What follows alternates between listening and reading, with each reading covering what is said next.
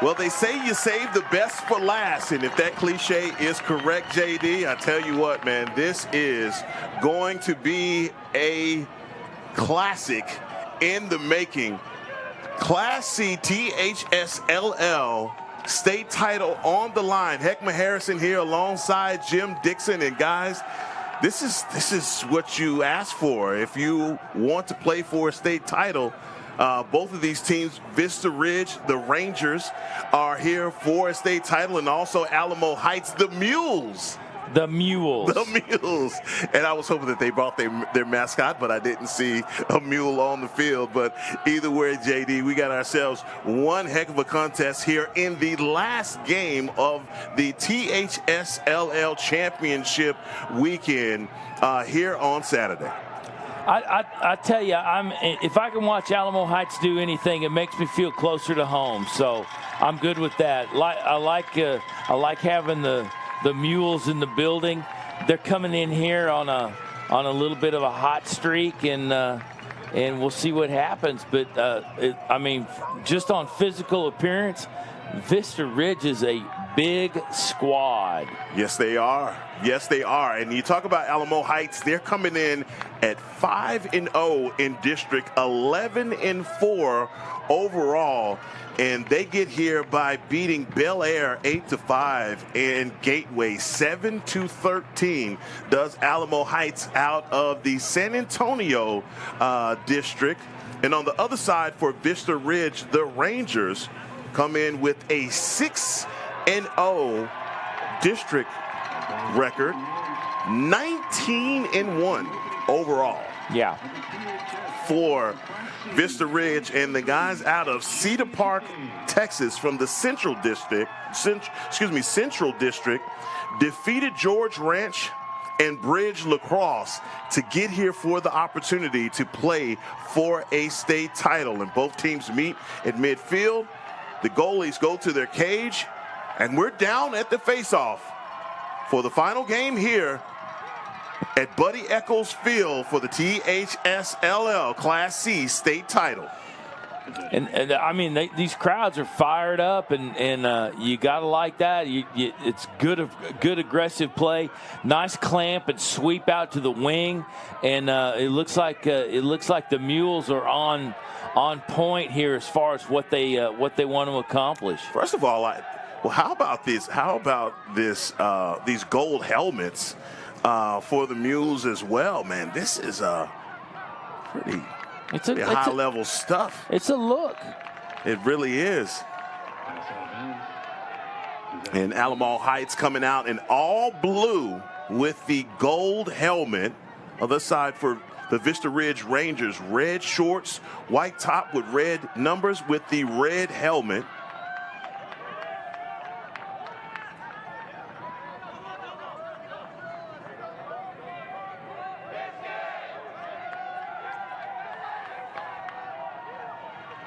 Make sure that we get our sponsors in here, as the face-off is sponsored by 214 Lacrosse.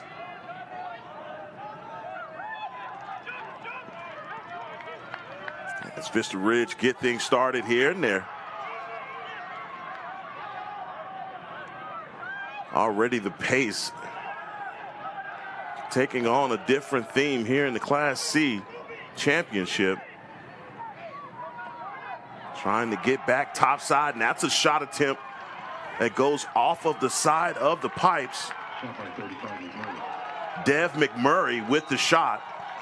Yeah, I think if McMurray would have worked that backside a little bit more and been a little bit more patient, he'd have had a more open goal face. I think, but Bogus may have closed him down. But I mean, you got to give yourself an opportunity. Especially around the cage. It takes so much time to get down there and get these things set up. You saw Christian Lands trying to work through the clear. Finally,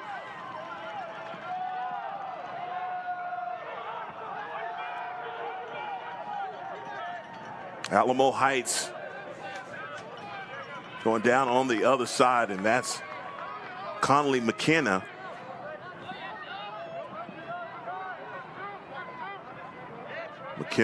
McKenna on the near side GLE with the shot attempt that goes over the top of the cage. Possession stays on this side. Nope, possession goes to Vista Ridge. Yeah, McKenna was coming in, kind of had that goal face close on him, tried to open up a little bit and drifted on his shot, went over the top.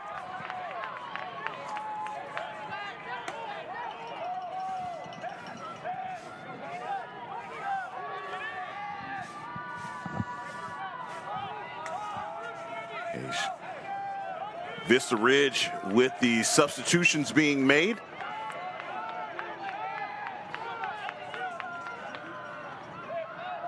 Working their way back inside, and that's a shot attempt that hits the top of the pipe and goes right down for the score. And I love those goals where no one reacts, but finally we understand that there is a goal scored as Vista Ridge strikes first.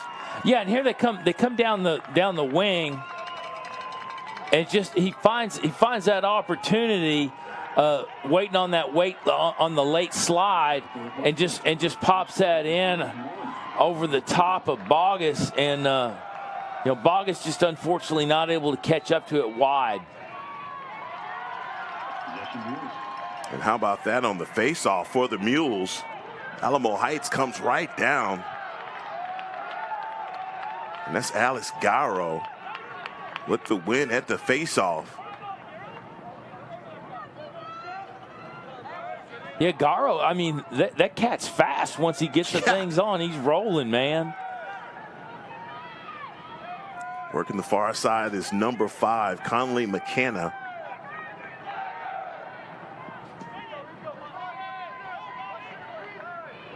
Alamo Heights now working back from behind the X, trying to find his way back. Top side is number 20, Jai Gardner.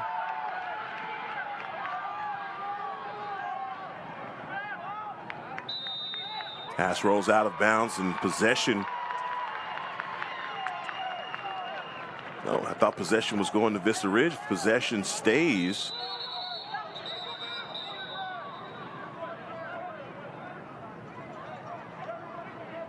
I clearly saw the referee point the other way, so I thought the possession was going to Vista Ridge. However, Alamo Heights goes to the end line to take the ball, bring the ball inbounds.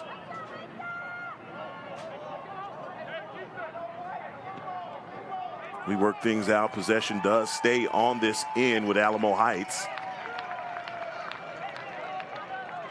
Forrest Runnels bringing the ball inbounds for the Mules. Runnels working from behind the X with a quick pass to Jai Garner. Yeah, Garner on a nice shot, just kind of deflected out from the goalkeeper, Hank Newman. Newman just unable to corral that thing in, and Garner could have pulled that thing in. It was still loose, and Vista Ridge with a good transition, but turnover in the offensive zone and roll back right into defense. Thomas Gutierrez with the win at the ground ball. And now possession going back the other way for the Mules. 7:25 here in the first quarter. Vista Ridge up by a score.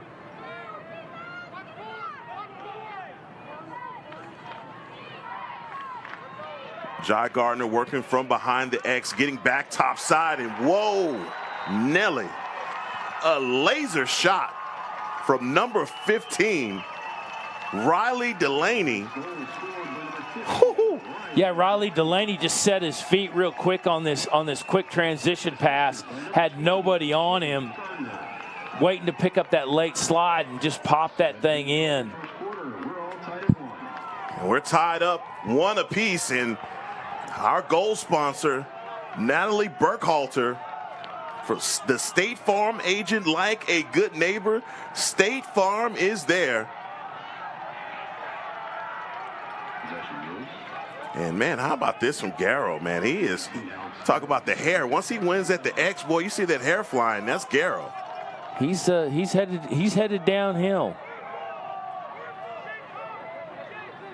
Nice off ball on the way out. sets a couple of picks, makes a little noise, rattles something, heads on off. Gotta like that. Face-off sponsored by 214 Lacrosse as Alamo Heights takes over on offense. You see they go with that speed from number 20, John Gardner, behind the X.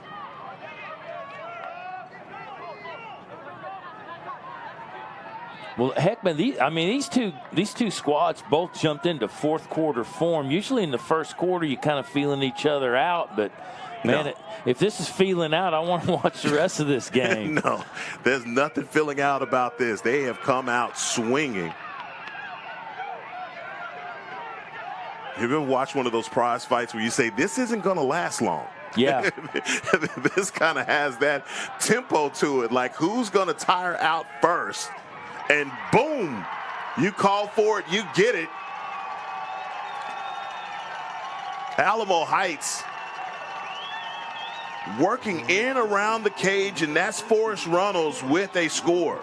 Yeah, Forrest Runnels just picks his ground ball up, just errantly falls around, makes two steps, and then drops it in after he gets Newman to commit to that lower side pipe and just opens up that backside. Just had to reach around to pop that thing in.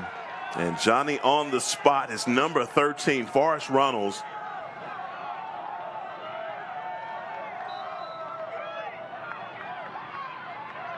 There's our guy, Garrow. He's working it. He's stylish. Look at the feet.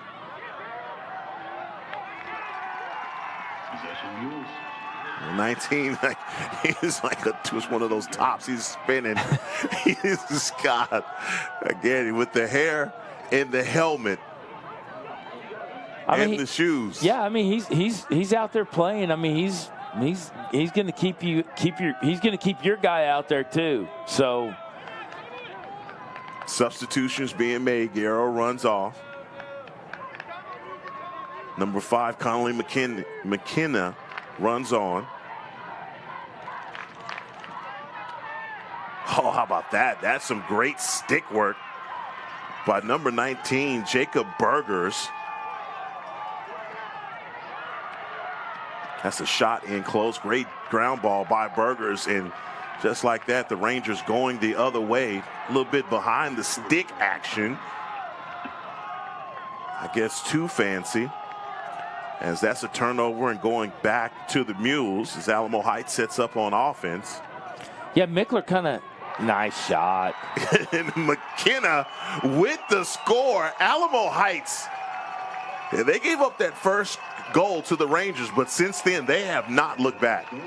No, not at all. But on that prior trip down, Mickler had a guy waiting on the slide, induced a fake. Really didn't do anything, brought it back around, and then that resulted in that score, which was probably what they wanted to set up. But just great play from Alamo Heights so far. And Vista Ridge the Rangers take a timeout with 4:30 here in the first. They take one on the field. We'll do the same in the booth and be right back as play resumes.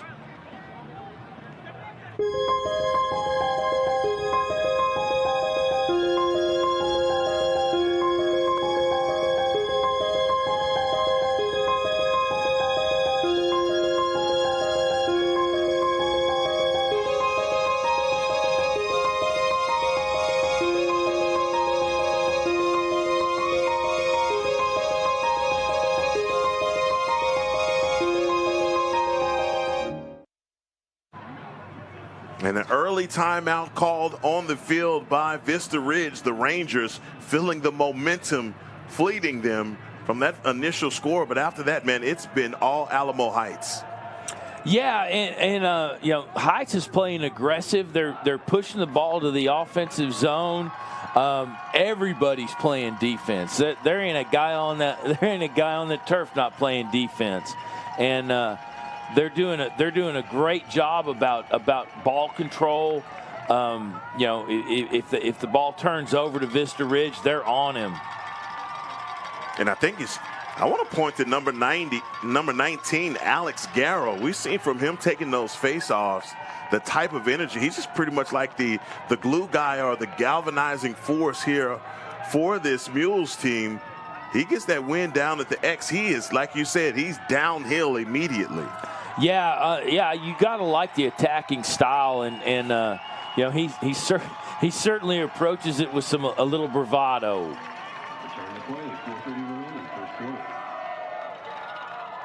We are back down at the X.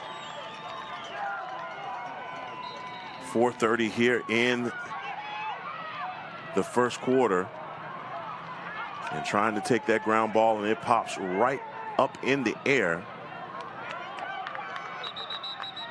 And working for the position, helmet comes off and whistles blow. So that's official stoppage of play. As Vista Ridge will keep the possession.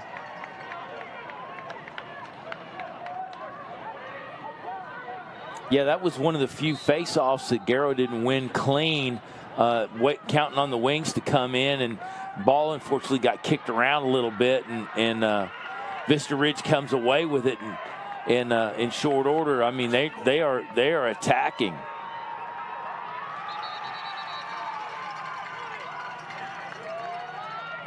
And they're trying to go coast to coast. They get a push with possession going back to the Rangers.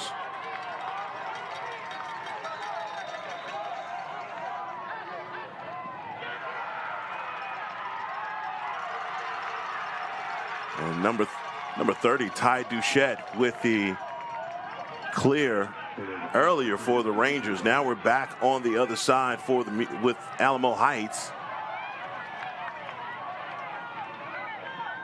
And just trying to work this ground ball scrum. Who's going to come away with it? Finally, the Rangers do. They don't have numbers. They just need to get to the open guy. They do. Nope, they don't.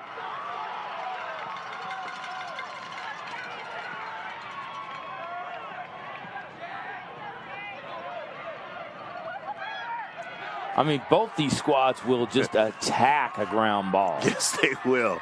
This is not a 50-50 deal going on with the ground balls. They are going after it. Oh, we have our first flag. I believe they're going to get Jai Gardner the slashing penalty. So a man-up opportunity here for the Rangers.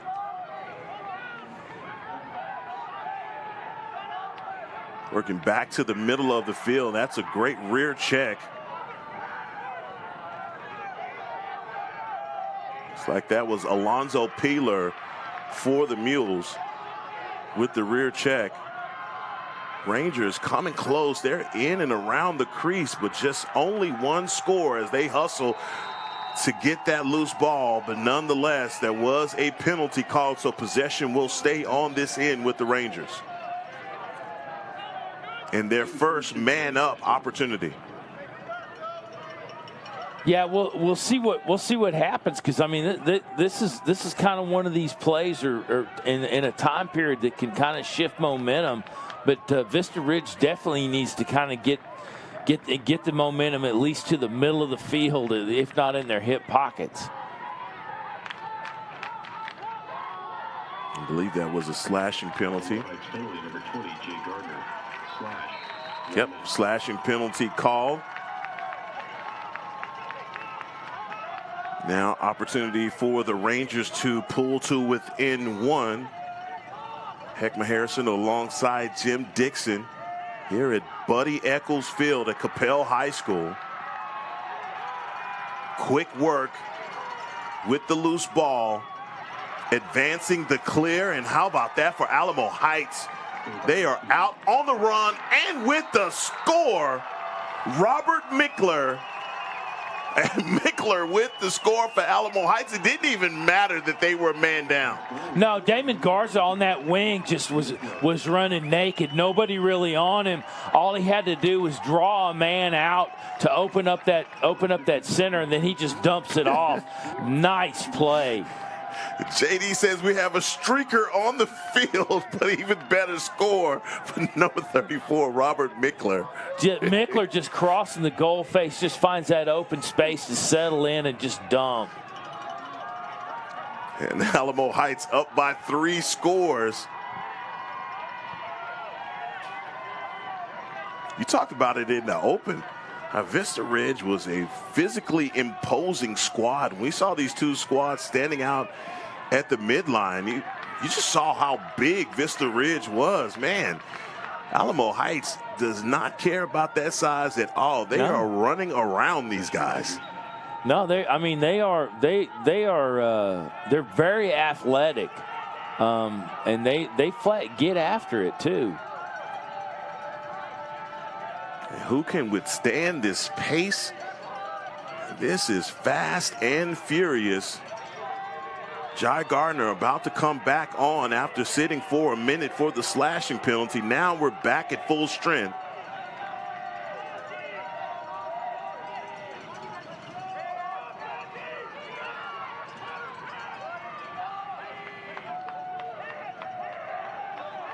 One minute remaining, first quarter. Right now, Vista Ridge trying to work their offense. 27 seconds on the shot clock, as that's a roller by number 10, Nick Goss. And what do you say? No worm was hurt. Very true. Low to low. Gauze picked it up on the wing here. You see this play out. Gauze, he drew his man up late, no double, and just had his hands free and just took liberties on that lower third of the goal. Great shot attempt and goal by the Rangers to pull to within 2. 50 seconds left here in the first, and the Rangers take another face-off. This one a little bit cleaner than before. You've seen these guys go back and forth at the face-off.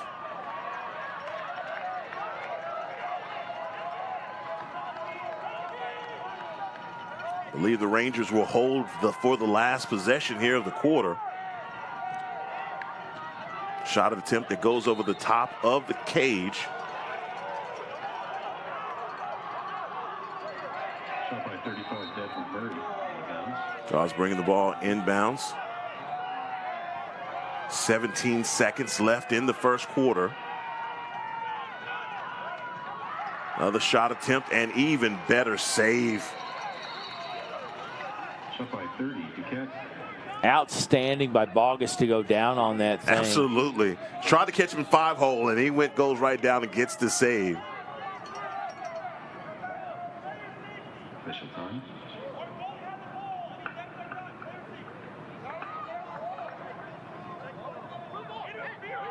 All right, so we're going to get the possession. Not the call, but going to give the possession back to the Rangers. 6 seconds.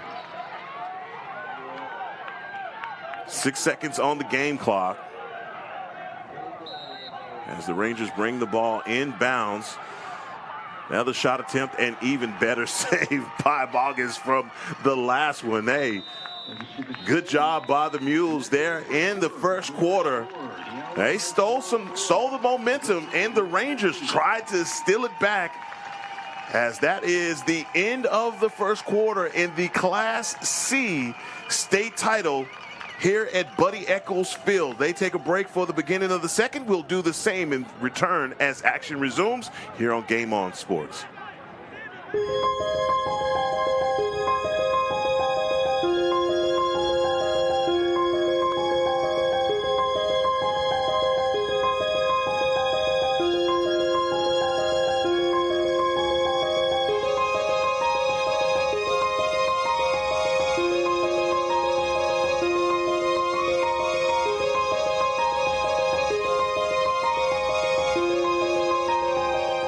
Actually look forward to car shopping with Sewell because I know that the whole process is going to be seamless, comfortable, and we're going to be taken care of. Buying a car is a big life event. I just felt very relaxed through the whole process. They put us at ease. There wasn't any pressure. It really felt like we were sitting at home trying to buy a car, especially with the cookies. I drive a Sewell. Discover our wide variety of new and certified pre-owned vehicles at Sewell Cadillac. You've never been one to fear the unknown. That's because you've seen seasons like this come and go, just like many of your competitors. You know your outcome, stay focused, and take calculated risks, seizing opportunities when others freeze. The truth is, winter business cycles separate the good from the great, and winter is your season. Ours too. That's why for over a century, we've been honored to serve you. Vista Bank, entrepreneurs banking entrepreneurs since 1912. Back for the beginning of the second quarter. Heckma Harrison, Jim Dixon, the THSLL Class C state title. Here in Buddy Eccles Field on the beautiful campus of Coppell High School. What an afternoon, morning, and evening of lacrosse that we've had. If you ever find yourself a lacrosse junkie, come out here. You'll detox fast. you get overloaded with it. In the face-off, sponsored by 214 Lacrosse.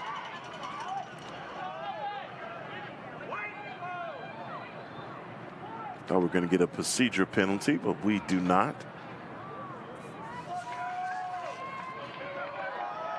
We have Jacob Vasquez and Alex Garrow, down at the face-off. Possession is going to go to the Rangers. As Jacob Burgers gets the ball to the middle of the field.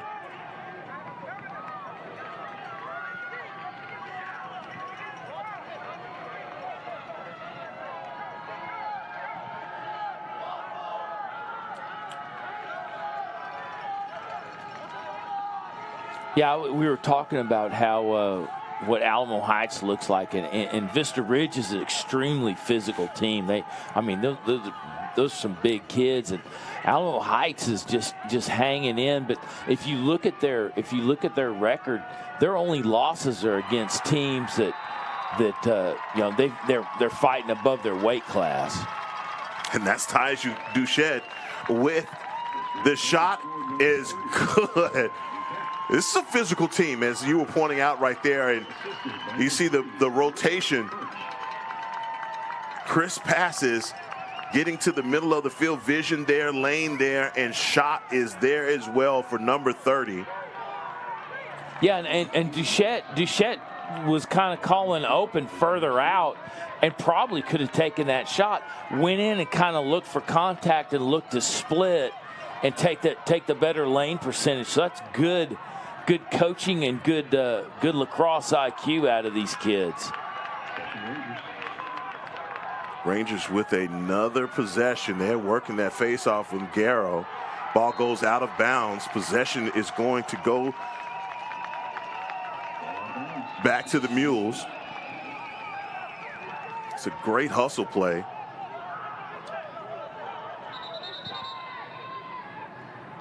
Looking for him hollering reset on the other side. Official timeout. No, Alamo Heights, I mean, they're going to make you earn every square inch of this field. You're going to have to work, and they're pressuring you, and they're going to, we haven't really seen them wholesale throw bodies at you yet, and you got to wonder what's on the bench, because they're going not shorthanded, but they're throwing a limited lineup at you so far. Spencer Britton dancing on the GLE, getting it back behind X to Jai Gardner. Spin move back inside, looking for the pass is Conley McKenna. McKenna already with the score.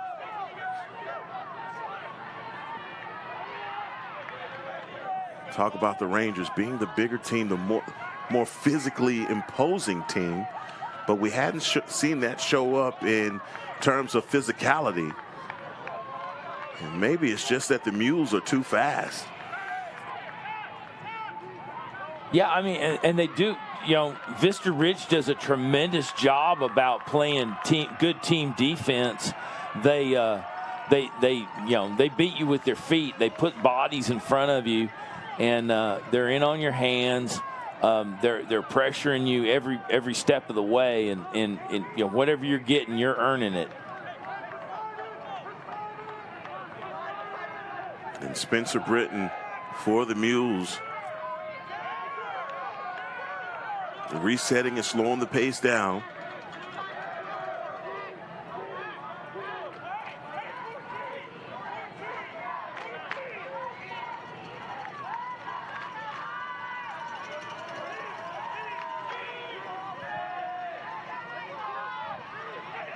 Delaney with the pass to number 34, Mickler.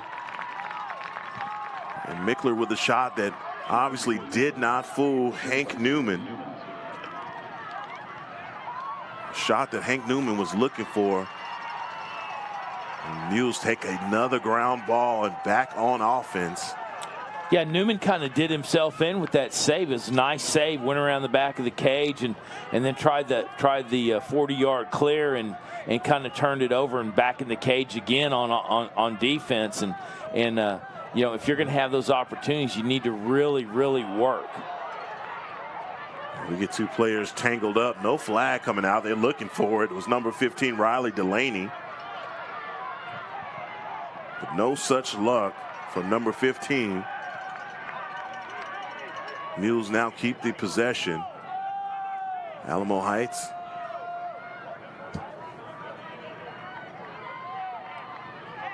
Working here on the near side is Riley Delaney. Going back behind the X at number 20. Jai Gardner trying to find his way back top side. He does. And that happened so fast, no one was even able to react to the shot by Gardner. I did. I was over here going, I was thinking to myself, that is filthy. that is exactly what filthy. That was. He got goal line extended, got leverage. Watch him work here. He goes around, comes up that lane, gets goal line extended, and goes into about a postage stamp size width goal, just clean as you could do it.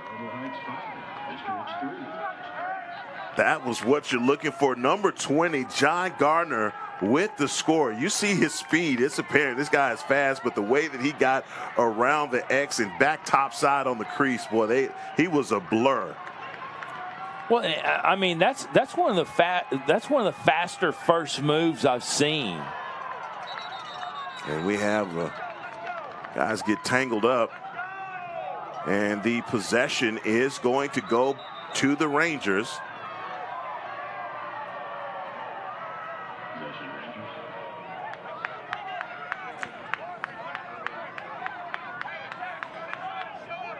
Logan Duffy runs off the field. Give him time. The officials saw him go down. Working for the substitution.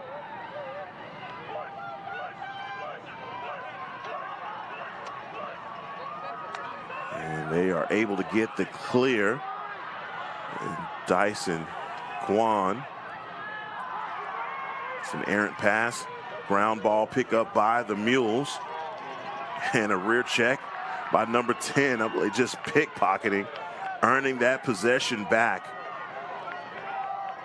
That check was surgical. I mean, that was a bottom hand lift. He just got under him, and that was excellent defensive play.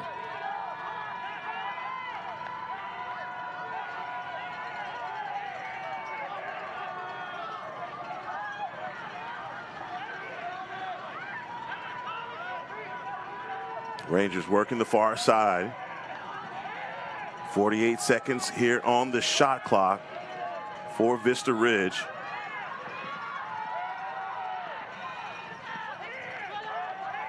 And River Birch with the wheels coming all the way over from the far side. And a timeout call on the field, and I believe that's for Birch. He hurt himself. Number 3, River Birch. Substitution runs on for number 3. Ranger possession out of the timeout. Yeah, I think he took a stick a little further up above the glove. Great interception, getting in between that pass. It's number 12. Possession going to go the other way as Bennett Flesher with the hustle for Alamo Heights. How about that pass across the field and clear for the Mules?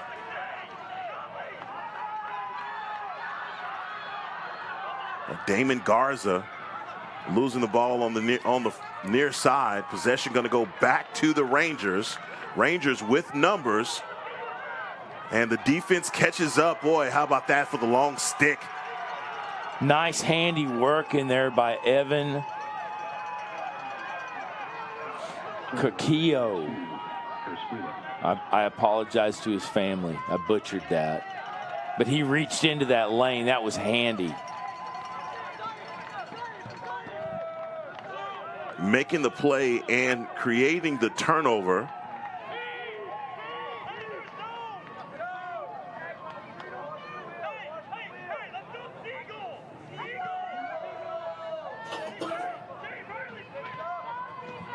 Spencer Britton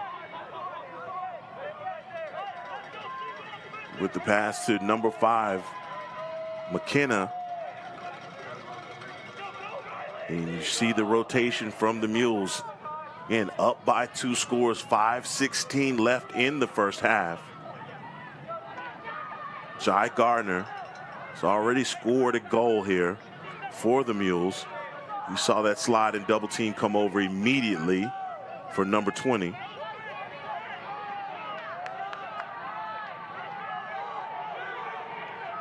Oh, that's a pass that goes over the top of number 20's head, goes out of bounds. Possession going to go back to Vista Ridge.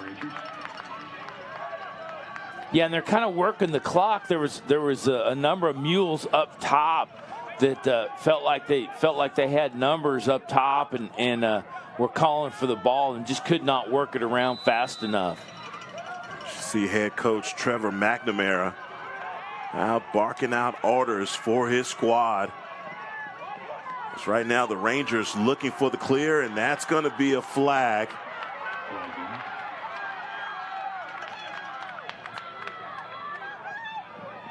Rangers trying to work it back behind the X, and that's a better get somebody on number 30. He has been victimizing these guys, and that is a yard sale. Stick on the ground.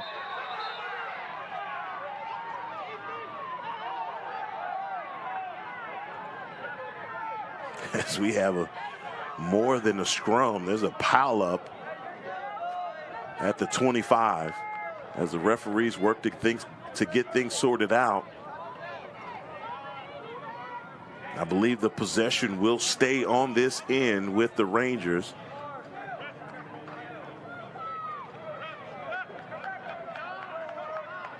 .420 left here in the first half. I mean, Vista Ridge is they're kind of regathering momentum, but I mean, by no way or stretch is this thing out of hand for them. I mean, they're a one quick run away from putting this thing back on track. No, they really are, and I believe we have a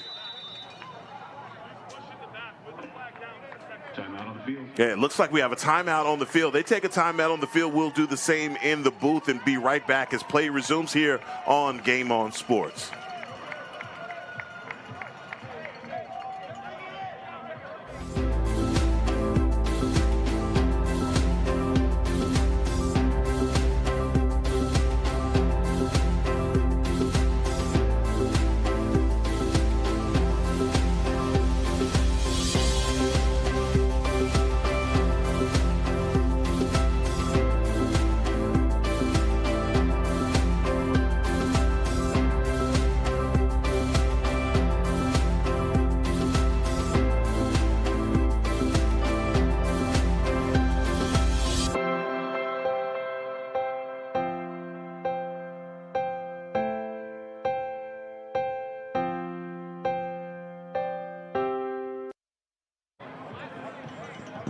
Back in action here at Buddy Echols Field. Heckma Harrison, Jim Dixon for the THSLL Class C state title. Alamo Heights Mules have stolen all the momentum in this first half. But, Jim, I think you're right. I mean, Vista Ridge by no stretch is out of it, only down by 2 scores. But they've got to find a way here to steal a little bit of this momentum back in the first half. Well, I think they just need to convert on something. And honestly, they were, you know, that the last stoppage, I mean, they were very close to just popping one in, going man up, and then, you know, potentially winning a face-off and knotting this thing back up. I mean, and really that's all it takes. And I say that like, you know, it's rolling out of bed, but you know, Vista Ridge, I mean, they're here for a reason. Oh, absolutely. Vista Ridge defeating, like I said, they defeated George Ranch and Bridge Lacrosse. Vista Ridge comes in 19-1.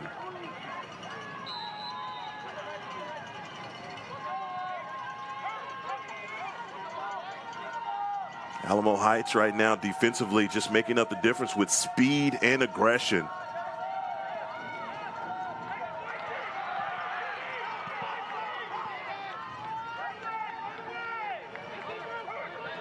Rangers keep the possession.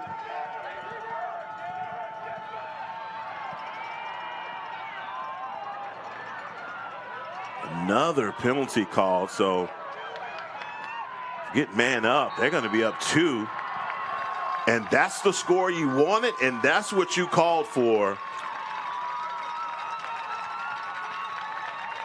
That's, you know, that's one of those momentum shifts, and you know, you see him, you'll see him here just down the lane, really not drawing a body. And that's Sammy Adigilli working himself back inside, number 34, right there on the hash mark. You know, he had one man to beat. Lefty not really drawing that slide because they had everybody pushed out to the perimeter, and exactly what Vista Ridge wanted to do, and exactly what the doctor ordered. Jacob Vasquez and Alex Garrow at the faceoff, and this faceoff has really been 50-50. Yeah, I mean, and the only time Alamo Heights is giving up the ball is when it's gonna get kicked around or pushed to the wings. And Garrow with the win. We saw in the first quarter, Garrow just starting to dominate, but they've brought their comeback. You know, and you got to wonder if Vista Ridge has an appropriate adjustment to make, if they can throw another body at them, if they can change things up to keep Garrow off balance and keep that thing closer to 50-50. Even if you can make him sweep to a wing, at least it's rolling around where you can do some work with it. Jai Gardner working from behind the X for the Mules. Alamo Heights in all blue with the gold helmets.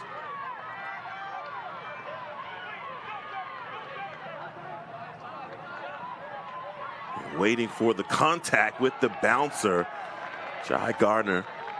I think he wanted contact and not the shot. he wanted the contact a little bit more. Yeah.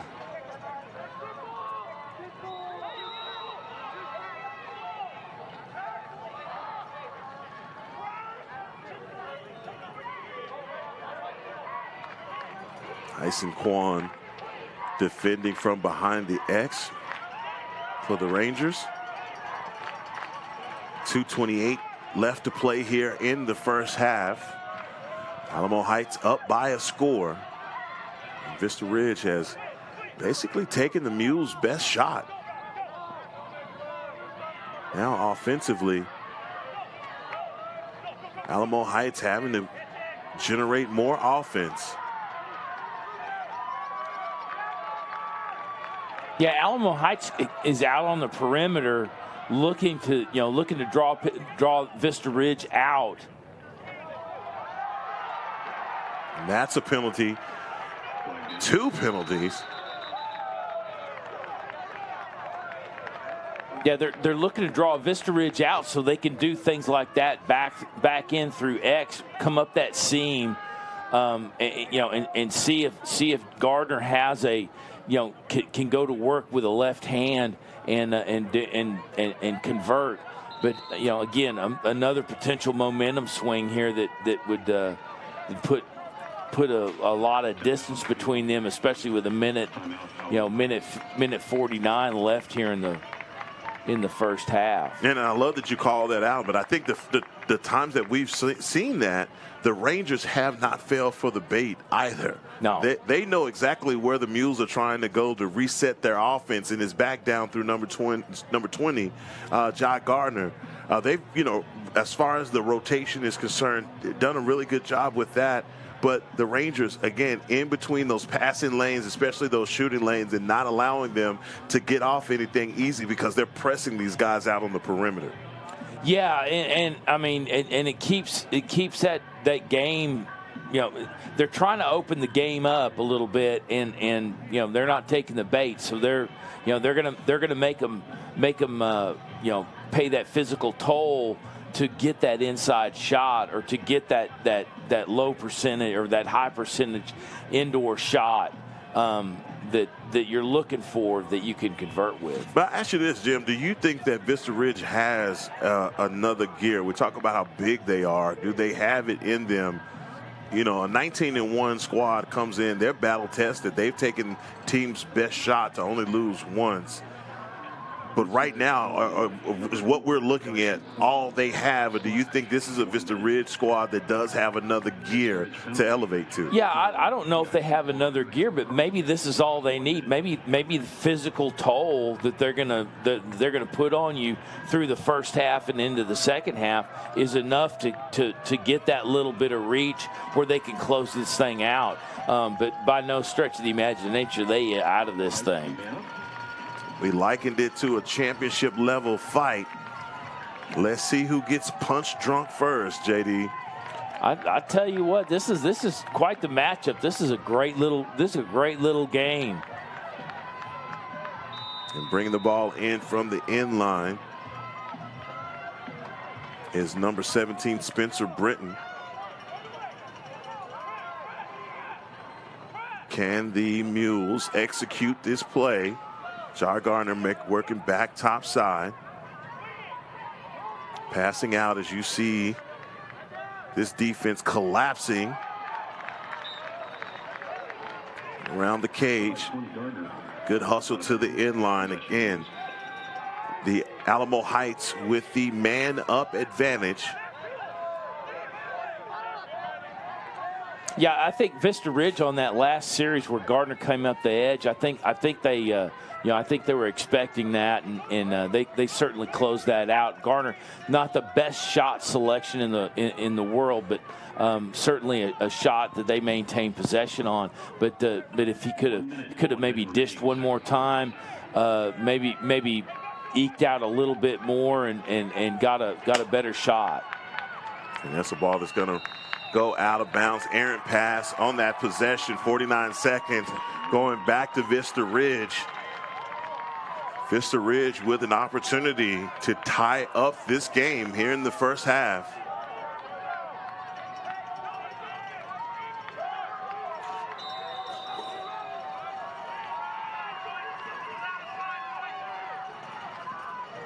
Jacob Berger's bringing the ball inbounds. Whoa, how about that for climbing the ladder for Jai Gardner. Loses his stick.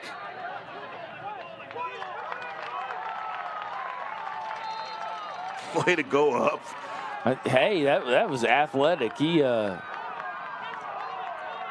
jumped that lane. Hit that pass out of bounds, and self-inflicted wounds here in the final seconds of this contest.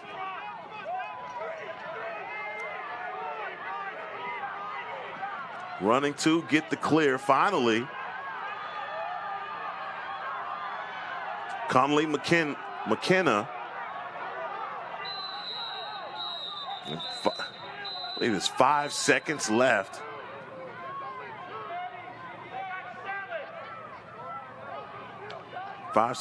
On the game clock. Timeout on the field. And they get a timeout on the field. They call a timeout on the field. We'll do the same here in the booth in return as action resumes here on Game On Sports. I'll sit down, have a cup of cappuccino, a cookie, read a book. When the car is ready, they come get me. It's a great way to start a Saturday. Discover our wide variety of new and L-certified vehicles at our Dallas and Fort Worth Sewell Lexus locations. You've never been one to fear the unknown. That's because you've seen seasons like this come and go, just like many of your competitors. You know your outcome, stay focused, and take calculated risks, seizing opportunities when others freeze. The truth is, winter business cycles separate the good from the great, and winter is your season. Ours too. That's why for over a century, we've been honored to serve you. Vista Bank, entrepreneurs banking entrepreneurs since 1912. 5 seconds left here in the Class C state title. Heckma Harrison alongside Jim Dixon. And Jim, I would happen to agree with you, boy. These are two evenly matched squads that are going at each other. And a lot of back and forth here in the first half as Alamo Heights up by a score. Well, the thing I like, I mean, they're just two distinctive different styles. You know, and they're evenly matched. Call the timeout with 5 seconds left, and just like that, don't run a play. But if you could, just try and, you know, sum up what the action that you've seen here in the first half between these two squads. Well, and you know, we discussed the imposing physical nature of Vista Ridge, and the way they came out, and it really hasn't played out. But you don't know what that physical toll has played on Alamo Heights. They're having to zip around these guys. They're having to make Alamo Heights work a lot, and Alamo Heights doesn't seem to have a problem.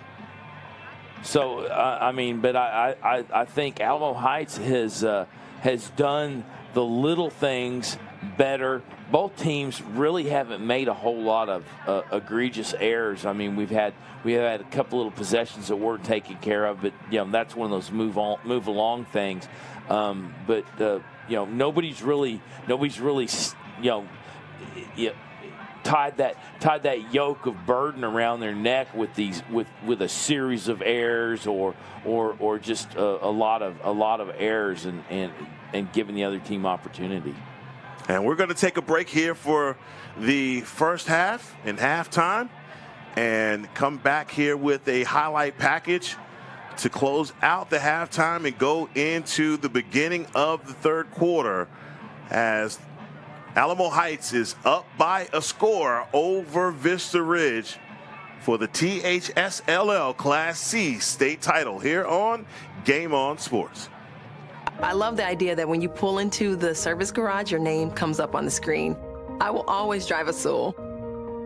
Discover our wide variety of new and certified pre-owned vehicles at our Dallas and Fort Worth Sewell Infiniti locations.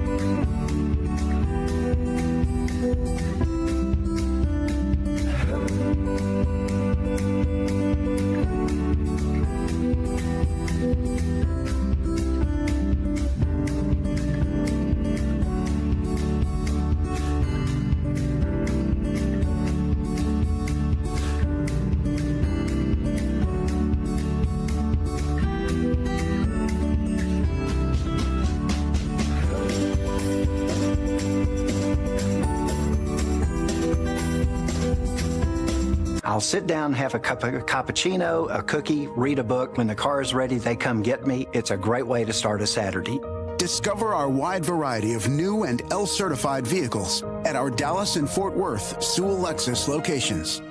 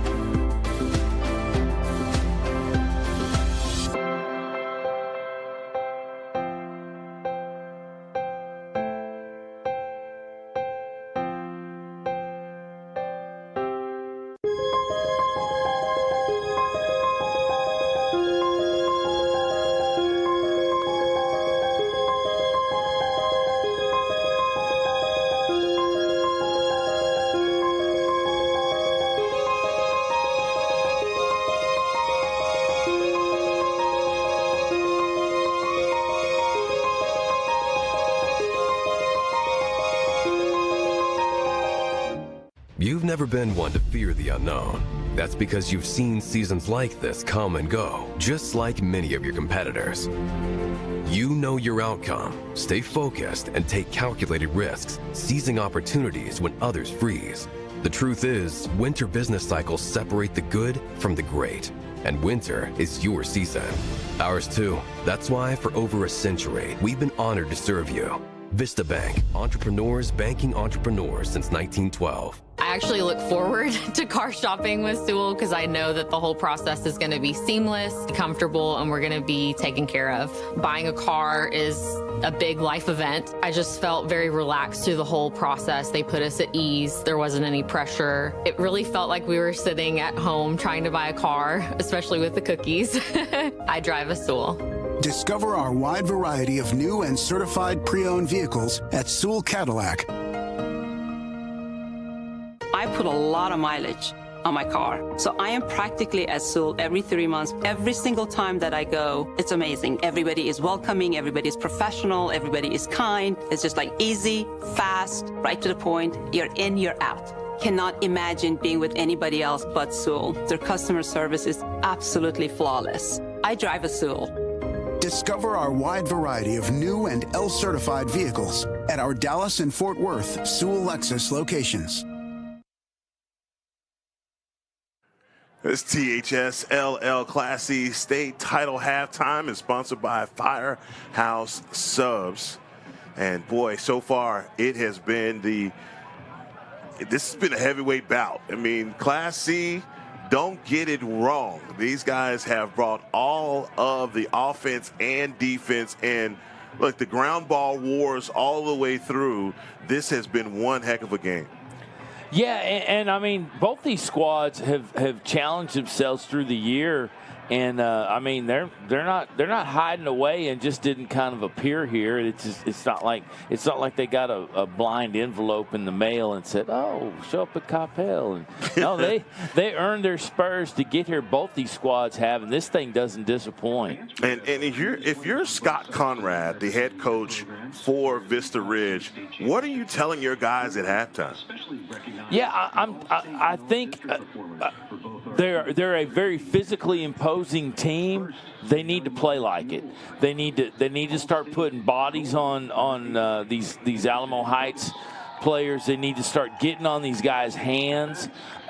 Do a lot of things that that you assume that they can do well, and I think if they get out of that catch-up mode and start being aggressive on defense, and I'm talking about every attack playing defense, these middies playing defense, everybody playing defense, I think they can shift this thing.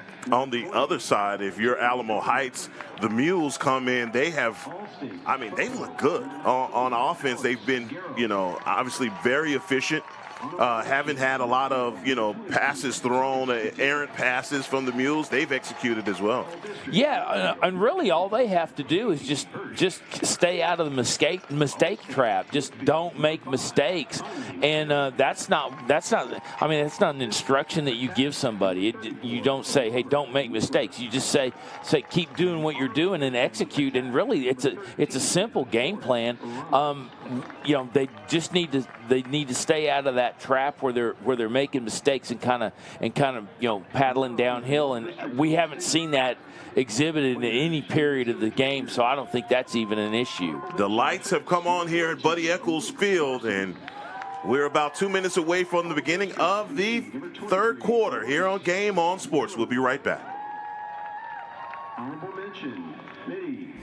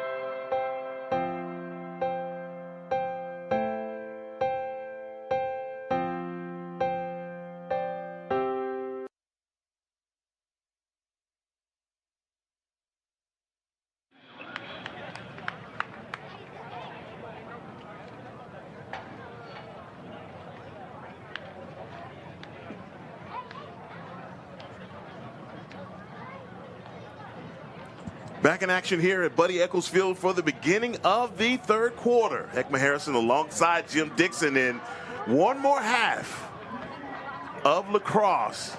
And 4.5 games played so far to this time. And every last one of them, Jim, have been exciting. Everybody's getting their money's worth this weekend. We had a couple of double overtimes. We've had some overtimes. We've had some nail biters. This thing has not disappointed. This thing is tight, and both these clubs are battling, and they are ready to get out of here with a trophy. Well, guys in the truck, he said the O word. I didn't. Dr. Peppers are on Jim Dixon tonight, so thank you for saying it, Jim. I thought it was free and clear when it actually happened. No. You just got to say it. You just got to say it. You said it. You do know the rules around here. And Jai Gardner bringing the ball inbounds for the Mules. May have been that last possession at the end of the second quarter. They're still in a man-up opportunity.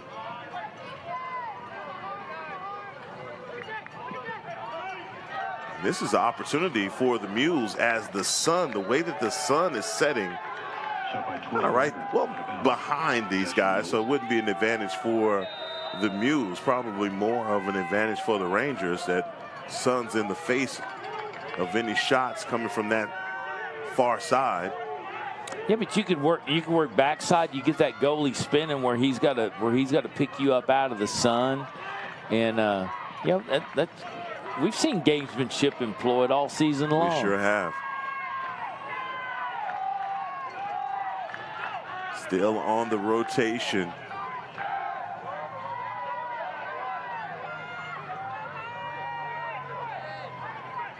Mules playing a little bit of a two-man game behind the X, and how about that for the laser shot from number 25, J.P. Hirsch. Shot by 25, J.P. Hirsch. Goodness. I mean, he found his lane, settled his feet, popped it just about 18 inches high.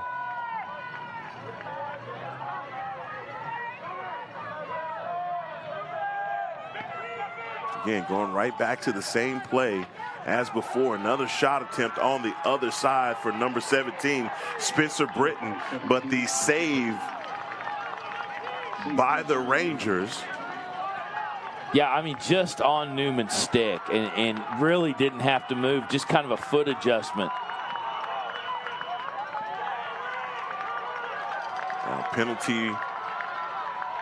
Penalty has been served by Vista Ridge, and now they are at full strength.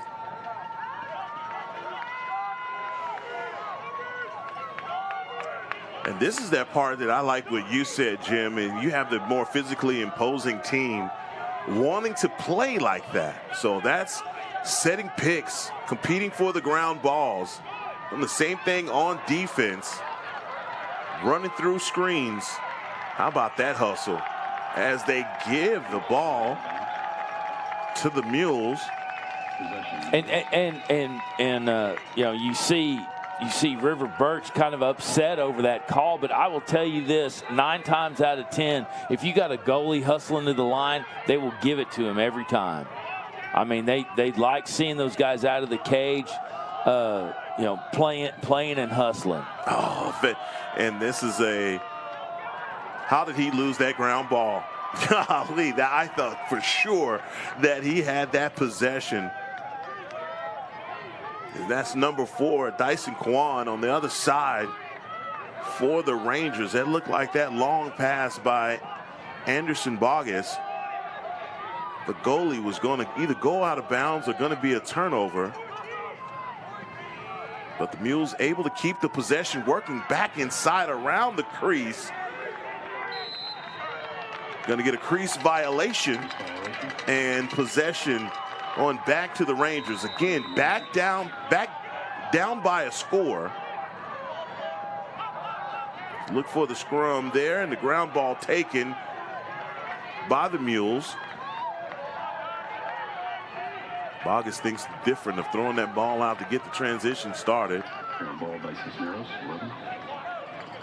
Yeah, there's not a nice downfield look, and then dish to that wing and get that thing out of your zone and get your offense set up and see if you can make some things happen. Damon Garcia running off, substitution being made. Garcia runs off.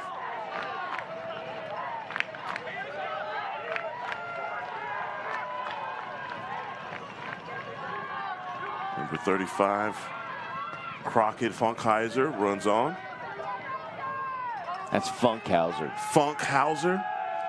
I've been eyeballing that one all night. You've been wanting to come up with a reason to say it. That's right.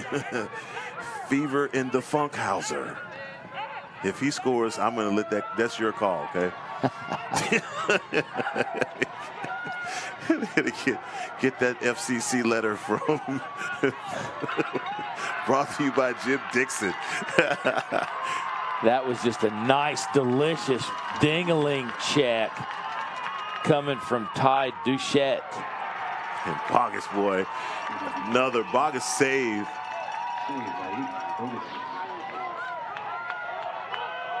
Yeah, he's really very unrattled back there. I mean, just very calm and you know, just everything you like in a goalie. And Funkhauser on the far side, able to take the possession.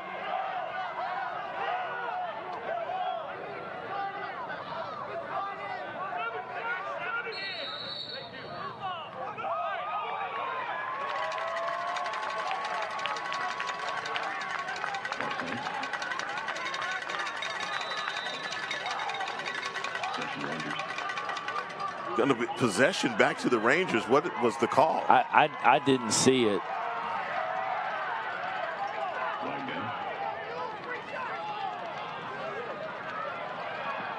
Jai Gardner working inside with it, trying to get the score. Shot by 20, Jay Gardner. Saved by 0, Newman. Yeah, Gardner just came up that seam, came up goal line, and just waited for that goal face to open up. Newman stood his ground and just got a foot down on that lower side, on the back side of the, or rather on the near side of the cage, and stopped that. But Garner just, I mean, just zipped past three defenders. So JD, we got a man-up opportunity now for Alamo Heights in a call that looked like it went against them. Mr. penalty number 23, Royce Salute. Slash, 1 minute. So we got a 1 minute slash. Let's see if the Mules could take advantage. Bouncer in close, and boy, that is a lucky break for Hank Newman. That was a handy little backhand shot, the way he turned around. Big flick, and that's Hank Newman. Thankful that he has that vest on, because that's right off of his vest. And another save by Hank Newman.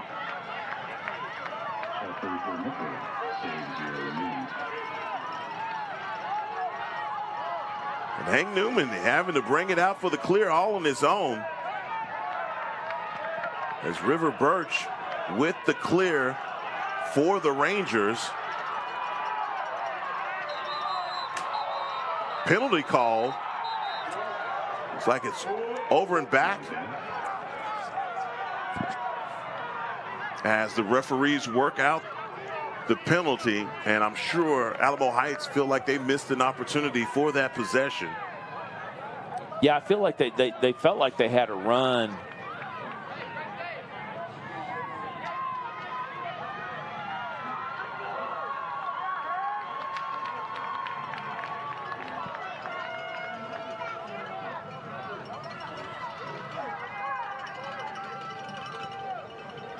Trying to work this out over at the scorer's table as the referees get together. Shot clock reset. Flag picked up. Also, they pick up the flag, reset, and it's as if it never happened.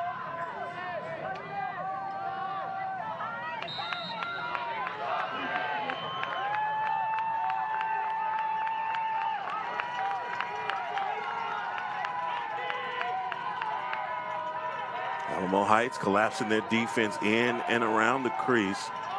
Bringing it out just a little bit. You see them there.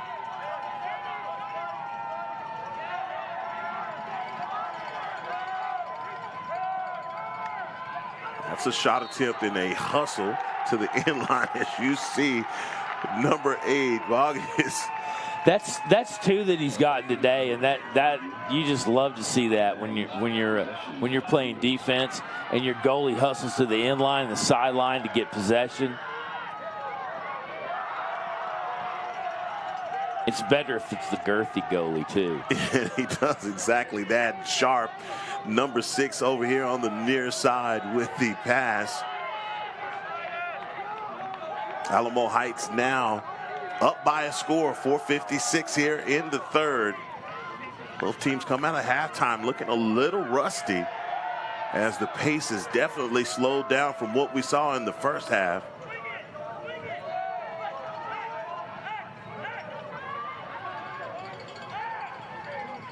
I mean, honestly, all it's going to take is somebody to rack the pipes, and it's gonna start all over again. Gonna ratchet it back up. It'll just be a melee all over again. That's a shot attempt, but better save by Hank Newman. Hank Newman's. Problem is you can't beat Newman. He's had 4 saves right here, 2 in a row, that we saw earlier.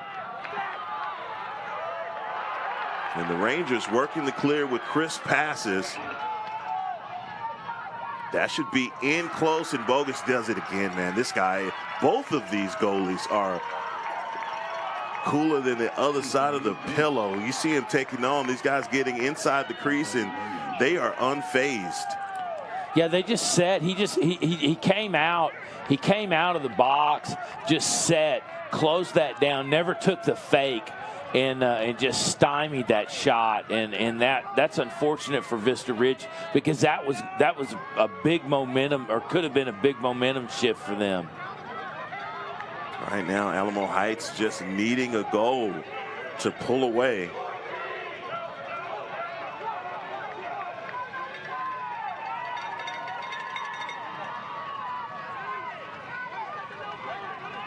You know, if you told me we'd be looking at 5-4 the way this thing started, I don't believe you. No, I wouldn't have as well, man. This has been a pace, but I think you've said something earlier, like, can they continue this for 4 quarters? And the pace that they started with, I think, was really just too hard to maintain. And yeah, I mean, Shaquan with the steal. Yeah, just hold up that energy.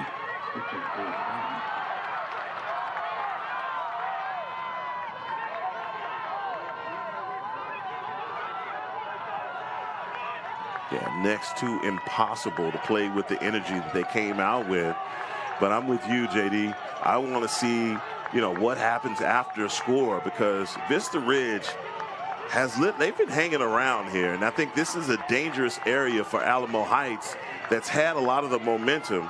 They've just allowed these guys to hang around, and that's not what you want. Yeah, they're a dangerous club. Working inside through the triple team, and a flag comes out. 2 flags coming out. And obviously going to be against Alamo Heights as they play through the penalty. Vista Ridge working in close. The ball goes out of bounds.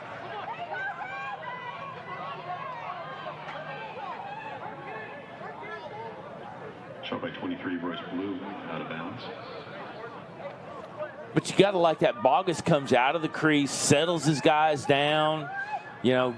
Every bit of confidence in the world, and you got to like that from your goalie, setting the tone for that defense. Yeah, calming these guys down, exactly what they need, as penalties being served on the far side.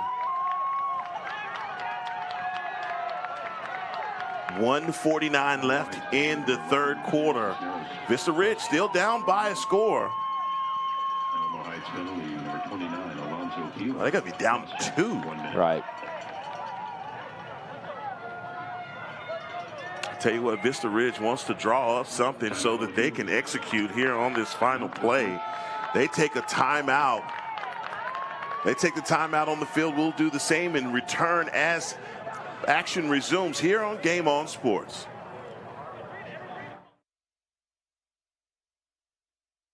I put a lot of mileage on my car. So I am practically at Sewell every 3 months. Every single time that I go, it's amazing. Everybody is welcoming, everybody is professional, everybody is kind. It's just like easy, fast, right to the point. You're in, you're out. Cannot imagine being with anybody else but Sewell. Their customer service is absolutely flawless. I drive a Sewell. Discover our wide variety of new and L-certified vehicles at our Dallas and Fort Worth Sewell Lexus locations.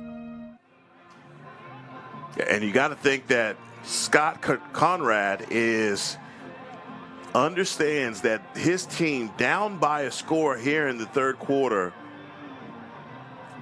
really man up 2 on that penalty. You have to get a score here. Yeah, I mean, you got to convert, and you can't walk away with an empty bucket at this point. But Vista Ridge, I mean, I'm looking at their sideline. They're loose. I mean, they're acting like they've been here before, and you gotta like that approach. But both these squads. I mean, this is a great game. Both these squads should be very proud of what they've done. Yeah, for me, Alamo Heights, they've continued to keep the pressure on, but the pace is slowed down for Alamo Heights, and I think that's the danger zone for me when I look at the guys in blue. They can't slow down. They've got to continue to play fast, because that plays right into the hands of the Vista Ridge Rangers. Well, and we talked about the physicality of Vista Ridge, and I mean, if there's any wood being laid, I would have to say it's Mules doing it, and that scrum along the that last series basically told me that Alamo Heights, if you got the ball, they're going after you. Look at this, and this is a competition for the loose ball. And to get the possession, staying with the Rangers. Oh, and what a hustle by number 27, Alex Herf. Like, that was the open opportunity for the shot, but they did not take it. And how about that, working for the ground ball? It's number 12. It's Bennett Fleshner. Great vision to pick up the open body. It's a great job by the Mules.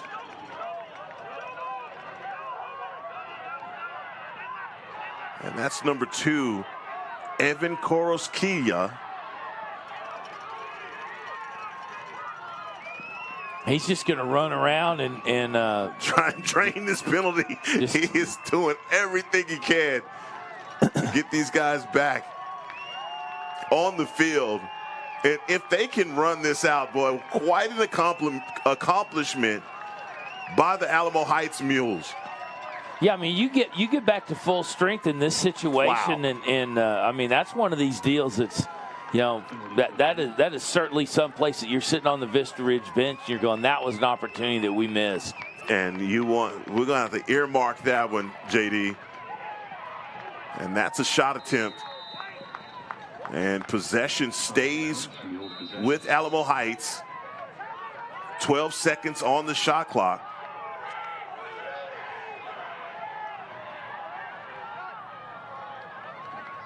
And Spencer Britton, that shot goes over the top of the cage, but that is the end of the third quarter. Alamo Heights 5, Vista Ridge 4, leading by a score. The question again is, who wants to be a state champion? We have 1 quarter to play for the THSLL Class C championship here on Game On Sports. We'll be right back.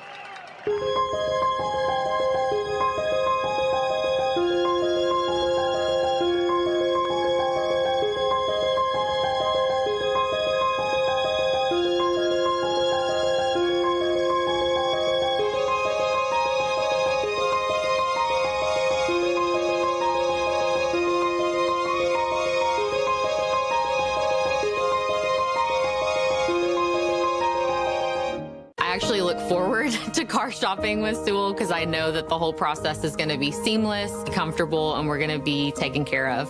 Buying a car is a big life event. I just felt very relaxed through the whole process. They put us at ease. There wasn't any pressure. It really felt like we were sitting at home trying to buy a car, especially with the cookies.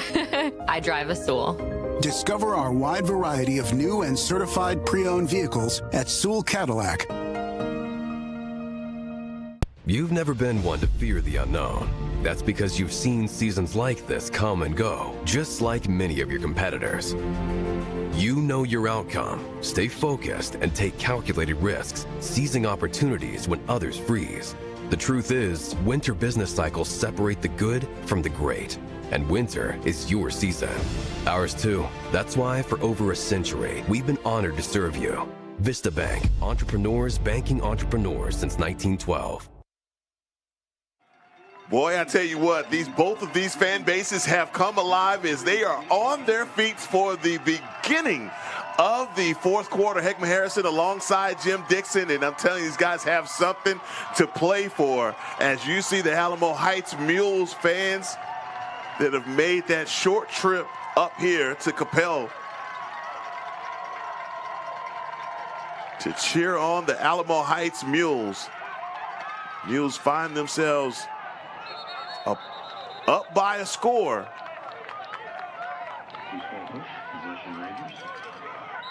Hit a push with possession going back to Vista Ridge. Yeah, I would think both these squads during that period stop. It was an easy conversation to have, and you just kind of sit there and go, "What do you want to do, guys?" I mean, because this is anybody's game at this point. Anderson Bogus, man, he is really playing outstanding. And how about that for the rear check, bringing that ball out. Vista Ridge has numbers. But the way Alamo Heights closed ranks on that, and just stymied out that run, I mean, just tells you what kind of a team they are. Yeah, it's just a never say die attitude from the guys in blue. But again, there's something about this pace I believe favors Vista Ridge. And where Alamo Heights is going wrong is slowing the pace down. Another flag.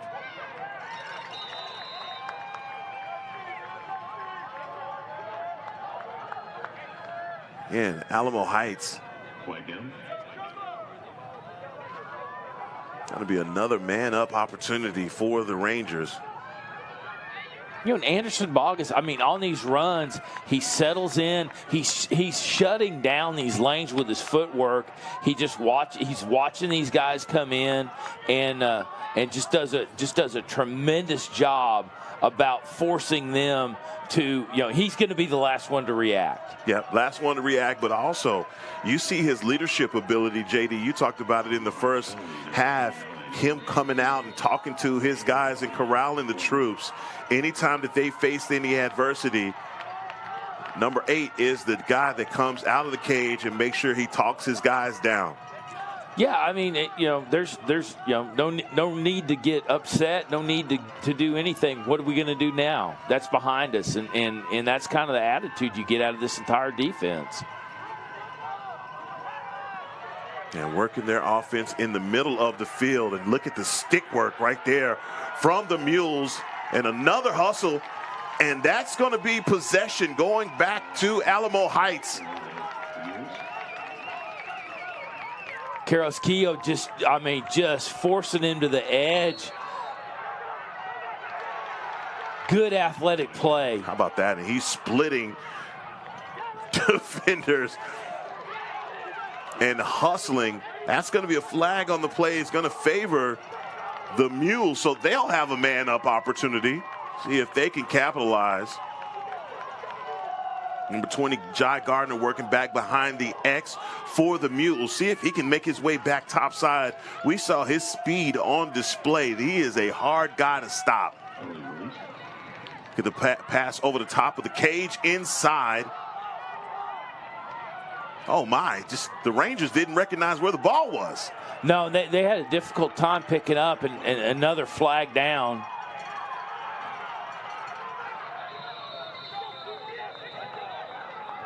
But Gardner working back through X looks to force you up that right-hand lane, and then he'll back off and take you completely lefty, and that defender has to just basically adjust to that. Yeah, we've seen the Rangers have a few problems.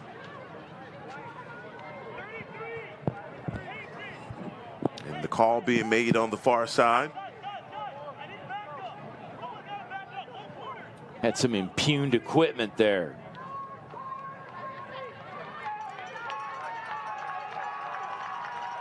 Switch penalty, number 10, Nick House. Away again, 30 seconds. Nick Gauss on the far side. A little bit of a returning of the favor. Now let's see if Alamo Heights can take advantage here.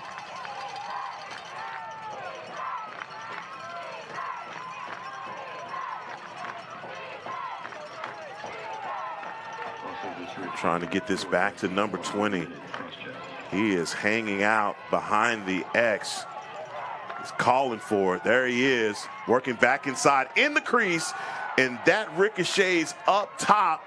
Possession stays with Alamo Heights, and they throw it away. Comes back from defense side.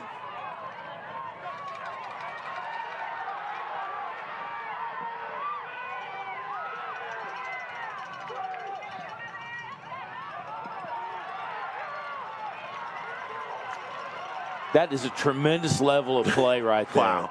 And you just really can't do anything but be in awe of Alamo Heights and the way that they hustle. There's the open shot. There's the open shot. And the patience to wait on Spencer Britton to come available. That was the play that they needed, and they took advantage of the numbers. Yeah, Spencer Britton just had to set wide. Here he comes, just setting wide, sitting out there. Patiently drifts in, drops it 5-hole.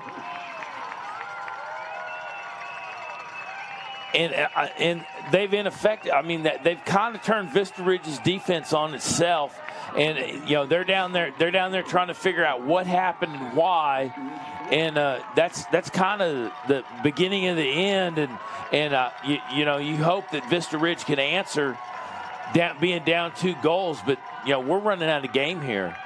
And Alex Guerrero goes back to the well again, and a win at the faceoff for Alamo Heights. 8:04 left in the fourth quarter. And I'm so impressed by that last shot by Spencer Britton. His ability to just stay patient. It was just him one-on-one with the goal. How many times, JD, have we seen a guy force that shot or just get up a shot too quickly and not look to execute? You see him with the pump fake, patient, make sure he gets that shot to the 5-hole, and it was a perfect selection on the shot. Yeah, just drifting in, just waiting for his time and his opportunity.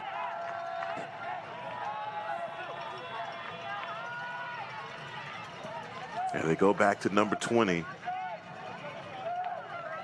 And he is a guy, as soon as he gets the ball on his head, they know he's coming with the shot. That's a great rear check to bring the ball off his stick. But possession stays on this side with the Mules. Again, up by 2. Yeah, Garner's extremely elusive, just hard to get a body on him.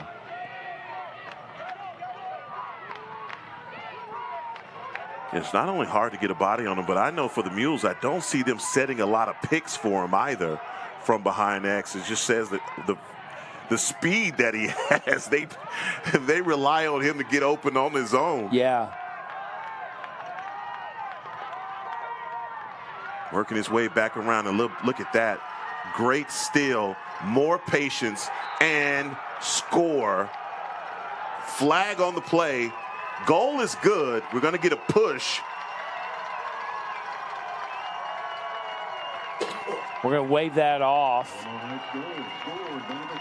because of the goal. And this is the momentum that Alamo Heights has been looking for.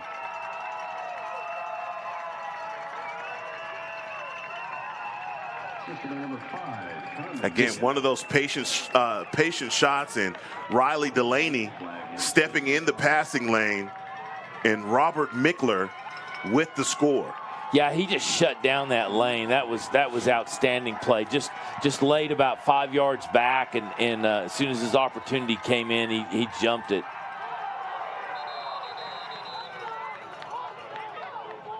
Going to give this possession. They earned. Alamo Heights, again, the speed showing up. That's been the big difference here, JD. It's been Alamo Heights and their speed. They definitely packed that from San Antonio. Yeah, and I mean, just kind of body language looking at the two benches right now, and Vista Ridge just needs to find something that's gonna give them momentum to claw back in this thing with just around 6 minutes left, and looking at that Vista Ridge bench, they're in desperate need of something. And not dejected, but not a lot of positive body language from the other side over there. And 3 goals is nothing. We just saw a team come back from 8 down to tie it up and send it to the word that you used just a second. That filthy word. But it's still the opponents. We understand Vista Ridge. They could turn it on. But they have 5 minutes and 37 seconds to do so. And Alamo Heights still aggressive. How about that? Just a pickpocket. Another flag coming out. This has been one of those games where it's gotten chippy, but these referees are calling it equal, both sides.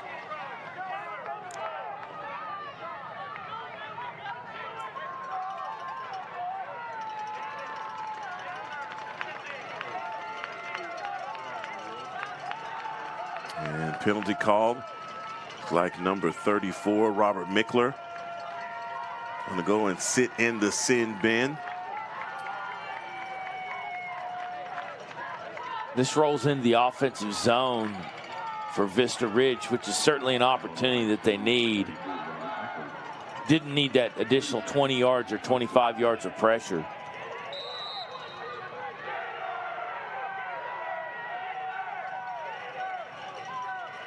Rangers with the possession, down by 3 with 5:11 left here in the fourth quarter.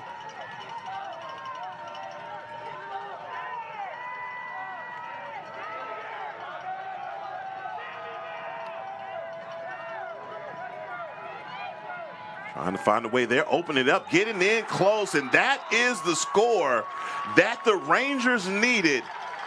And maybe something that's going to bring this bench alive, as they're only down by 2 with 4:53 here in the fourth. Yeah, but with Vista Ridge standing on the doorstep here, they worked their way in, really kind of forced the hand of the Mules here on defense, standing on that doorstep and not taking the fake, but just executing on a good pass, good solid pass and conversion there, and that. That's that little bit of momentum you want to steal. And that's what you needed. And that goal is sponsored by Natalie Burkhalter. Natalie Burkhalter, your State Farm agent. Like a good neighbor, State Farm is there. And the face-off, 2-1-4 lacrosse.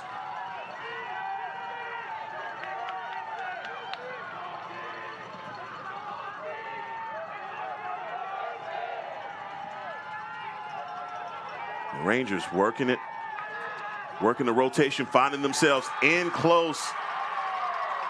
4:23, down by a score. And that's all you needed to just open this thing up. Now we're back to that energy we had in the first half. Both these teams are not willing to give an inch. And look at this replay.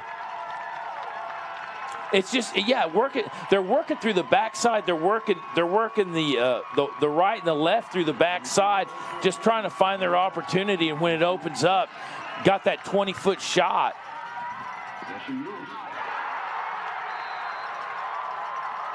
Guerra answers. And that's how you get them off of your back. The Mules with the immediate response. More opportunity to talk about Natalie Burkhalter and State Farm. Like a good neighbor, State Farm is there. And replay by Groovy Hughes. Talk about getting groovy. Guerra just on the loose off the face-off. And that's that momentum shift. They get a procedure call that's going to go back to Alamo Heights. Man, talk about the range of quick change of emotion. We're just celebrating before we can even go over what the Rangers just did. Guerra comes right down and scores, and it's like it never even happened. Right.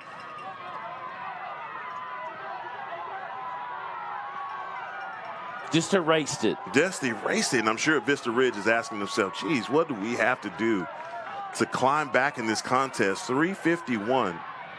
Whew, that's a shot attempt. That was close by Spencer Brenton.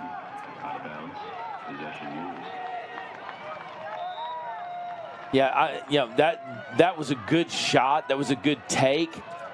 Just really a little wide, but that was the only spot he had to put it in.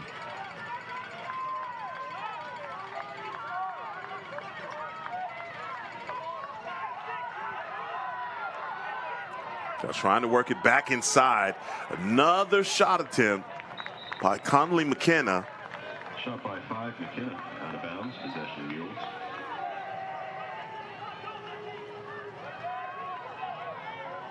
Jock Gardner bringing the ball inbounds. Looked like that was an errant pass. And we have screams for the mom goal, but I didn't scream. That wasn't me. 2:59 here in the fourth.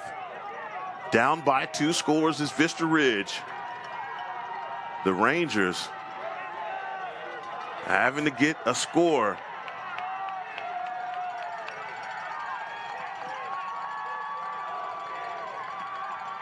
There's the guy working his way back inside is number 30. Look at that slide. Whew. Yeah, they stopped. They shut him down before he even got goal line extended. They shut the door on that immediately. Did Alamo Heights. Finding him right in close. Boy, that was so pretty. Threading the needle on the pass. And that's Dev McMurray with the score. Yeah, McMurray came up through the backside. Really, just nobody paying attention to him. What a pass inside by Kriegel. You know, you show up on the doorstep and you're kind of looking eyeball, and he goes down low through the 5-hole and you know, just gets you guessing. There's the guy again, Garrow. Boy. Oh, man. That's a pass. He was almost right there. I'm surprised he didn't try and go coast to coast with it. Yeah, I mean, it was a nice dish. That's where you wanted to put it, because that was going to open that side up. Oh, losing the ball, and maybe a cross check. 2 penalties called back to back.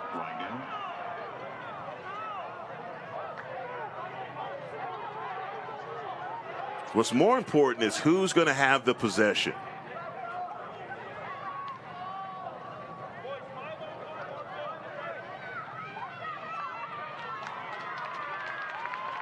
We had a broken goalie stick on that check too.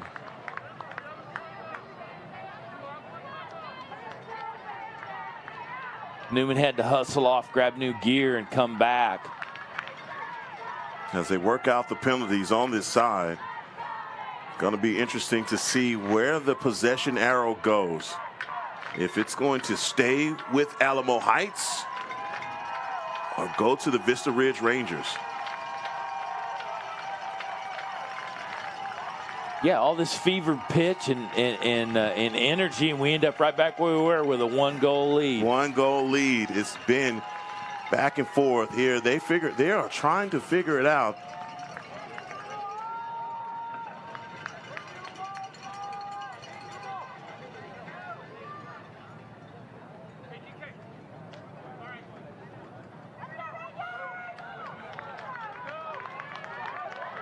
Question is, who's going to have the peel, and it looks like it's going to go to the Rangers. As Dev McMurray is bringing the ball inbounds.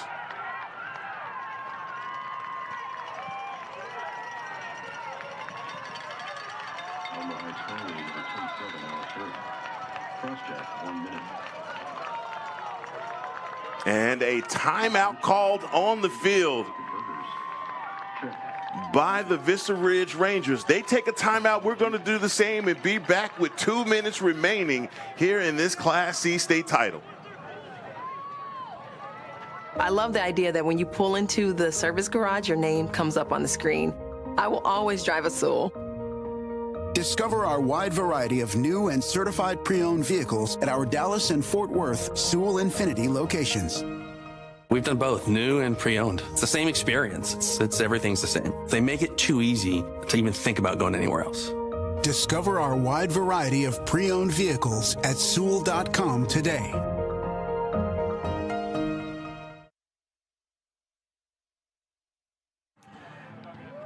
As Hank Newman brings on a new stick. This is a contest that has, boy, this has been written like a good movie. A lot of twists and turns here, JD. But only one state title holder will emerge from this game. As you see the trophies right there.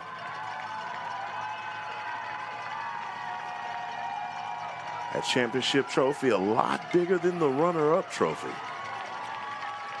As it should be. As it should be.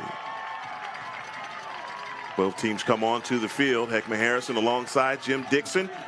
It's been the first day of the THSLL playoffs.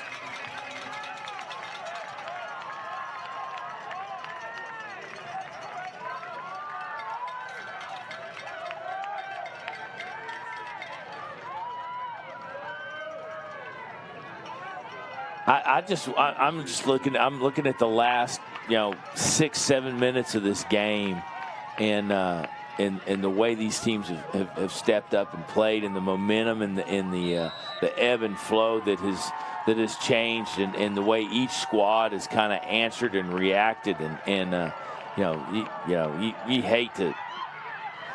Vargas inside at the save. Sorry about that, JD. Yeah, you hate to think that somebody's got to come out on the short end of this one. Now, both of these teams have battled. And as you see them right there battling at that end line for the possession. Possession arrow is going to stay with the Rangers.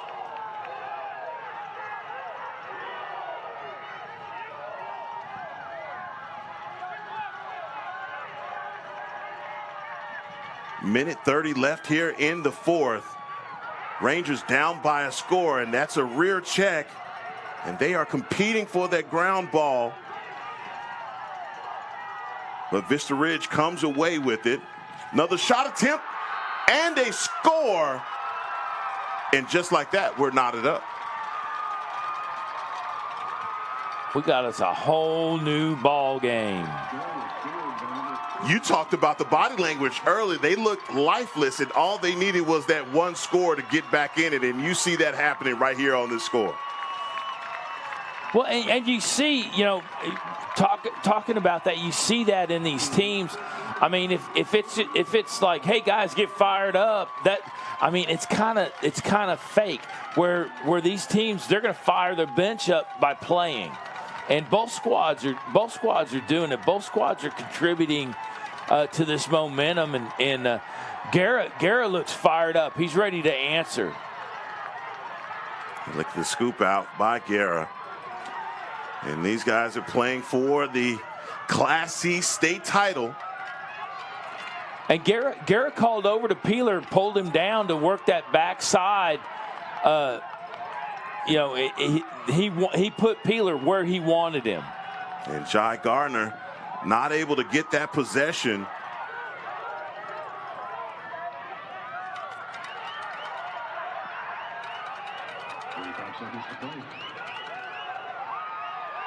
Right now, they're working on a failure to advance, and they get back inside. Bogus, boy, stopping the party. 33 seconds on the clock.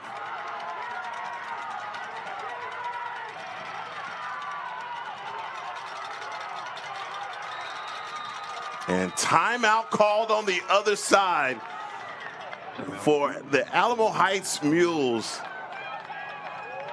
And Jim, you said it earlier, I didn't, that the potential for overtime in this game was high because of how evenly matched these two teams are, and you see it playing out.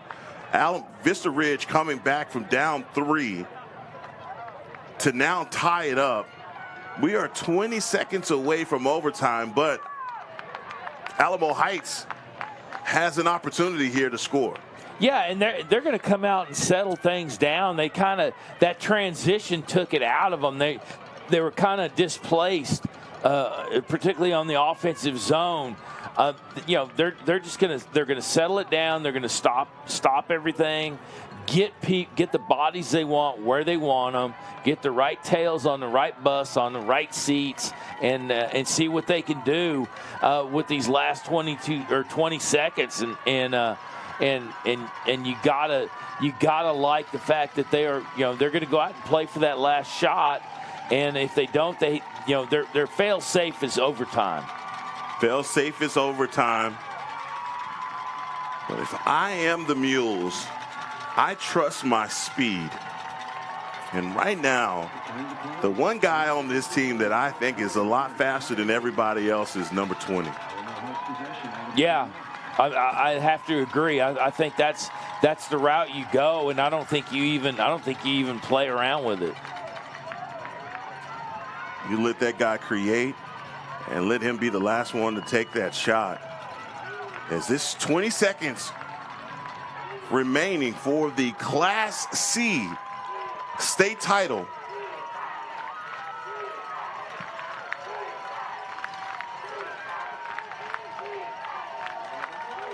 Bringing the ball inbounds is J.P. Hirsch. As you see the rotation, 18 seconds. Screens coming on the near side. Working the ball back behind the X. 5 seconds. Another timeout called. Timeout on the field. Maybe that took a lot longer than they thought. They're going to take a timeout. We will as well, and be right back as play resumes. Yeah, I was wondering why they did that.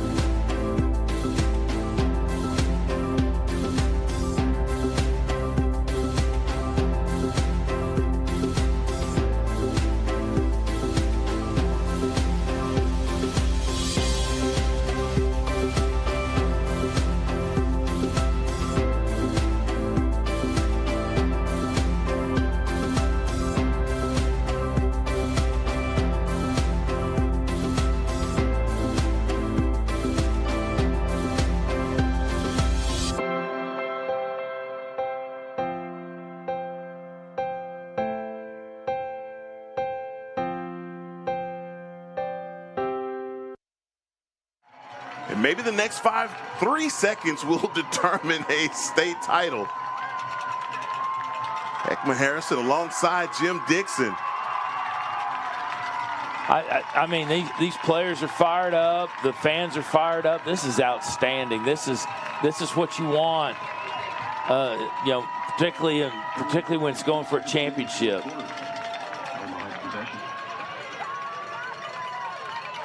I don't know what play they have on the board with 3 seconds, but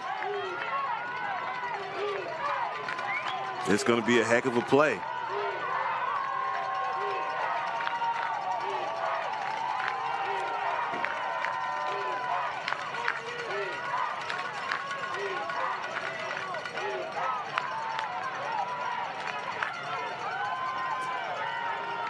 Yeah, Vista Ridge is showing on the perimeter, and then they're flashing in.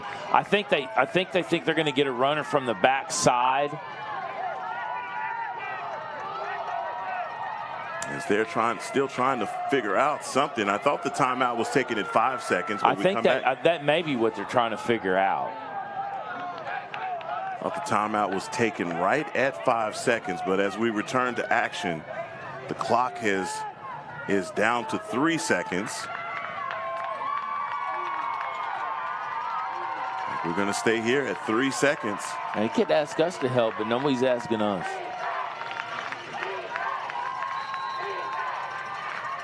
Play in. And that's the end of regulation. Knotted up at 8 for the THSLL Class C state title as we head to bonus lacrosse here at Buddy Echols Field. We've been here before, and we'll do it again. We'll take a break and return for the beginning of overtime.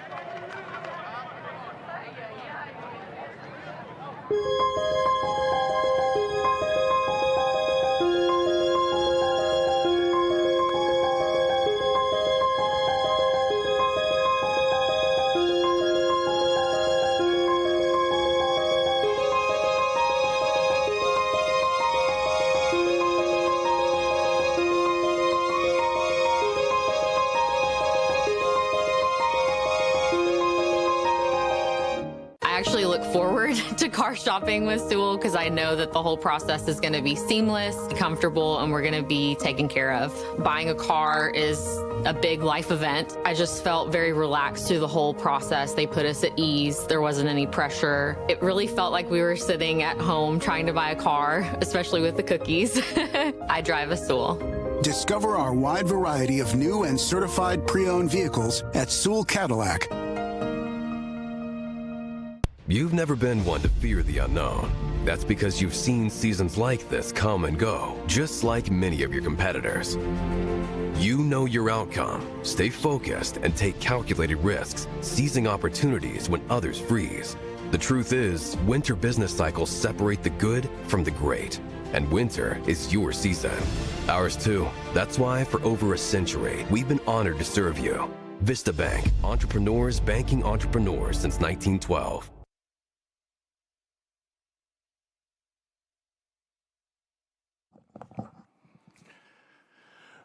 And back in action here at Buddy Echols Field for the THSLL Class C state title. As the captains meet. Our Class C championship game will go to overtime. Midfield.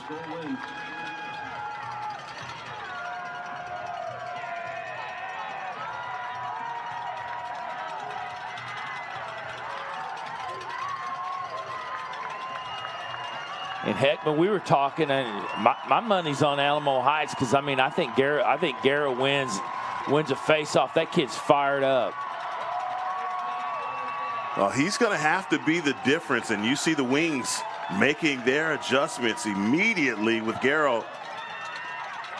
And Garrett tripped up. They're not going to give the possession back to Alamo Heights. Competing for that ground ball opportunity. Vista Ridge looks like they are going to come away with it. A bit of a scrum. Yep, Vista Ridge out with the possession.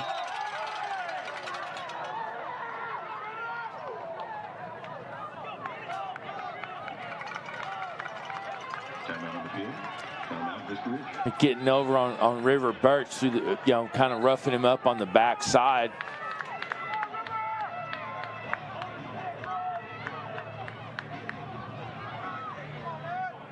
Yeah, River Birch down on the field. I don't know if they recognized that they had a player hurt.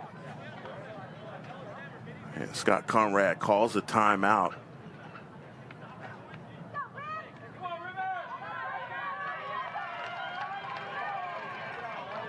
They're yelling encouragement to River Birch down on the field.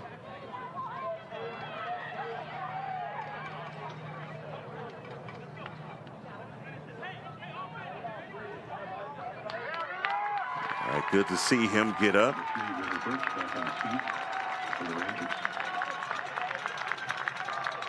As a parent, JD, I hate to go to commercial when there's a player down on the field. You know, I'm sure for any parent or anyone that's watching, any loved one, they want to see him walk off of the field. Yeah, I mean, you know, as somebody who's you know, experienced and seen my fair share of that, I hate seeing any kid go down in a competitive environment, and you know, it's good that he's up and around and ready to compete. Again, there was a timeout called before Birch went down. But right from the scrum, the possession now going to the Rangers.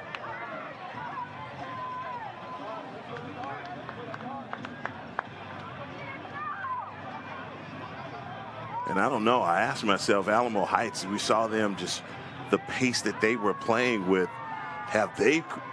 Are they paying the toll? Yeah, I don't know. They look, I mean, you know, at the start of overtime, they looked like they were, you know, in it. And now it kind of looks like the wind's out of the balloon a little bit, and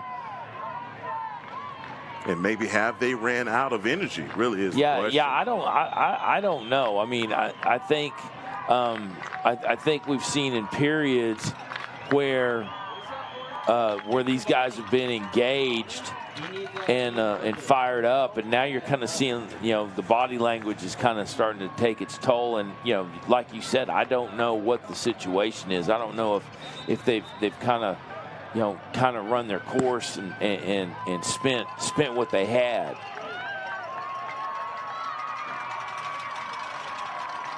See the Alamo Heights Mules coach Trevor McNamara on the far side talking to the officials with the injury after the timeout. Kind of made that an elongated timeout.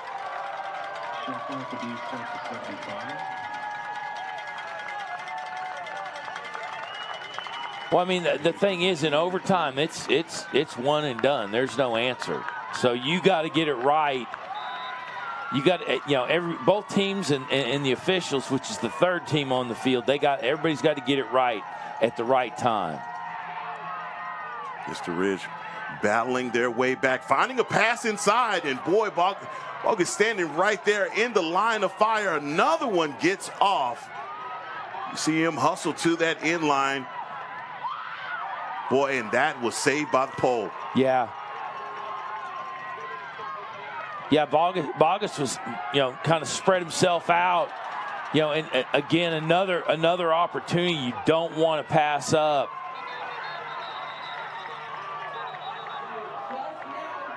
Official timeout. Injury on the field.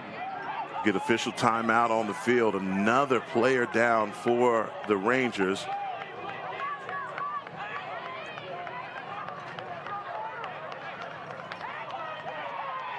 And this looks more like a cramp.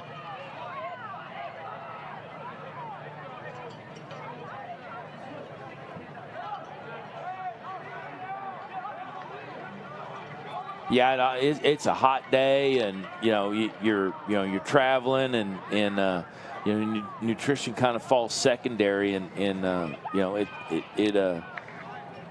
it's one of those things that eventually over time, and you know, your legs are going to give out if you don't take care of yourself. Number 3, River Birch back on his feet. And that's River Birch again walking off on his own.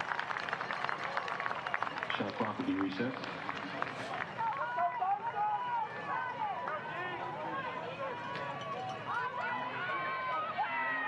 Now, Alamo Heights, I'm looking for them to execute here offensively.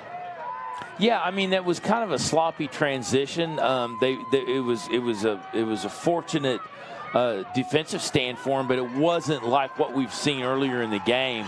kind of a sloppy transition into the offensive zone, and kind of a good opportunity to kind of settle things, get these guys where they're all on the same page, get the right people out there, and approach this thing and you know, get that one-time shot and get it done.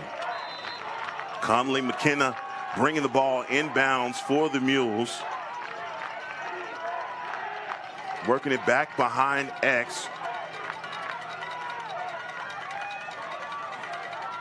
And you see them putting a guy on Gardner immediately in the slide coming. Yeah, as soon as he gets goal line extended, he's going to have another body on him. So they're happy to let him stand through X, but they're not letting him out.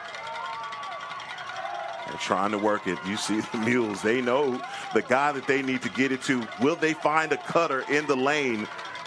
As you see right now, 43 seconds on the shot clock. And a timeout taken here in overtime. With 39 seconds on the shot clock for Alamo Heights, they take a timeout. We will do the same here in the booth and be right back as play resumes.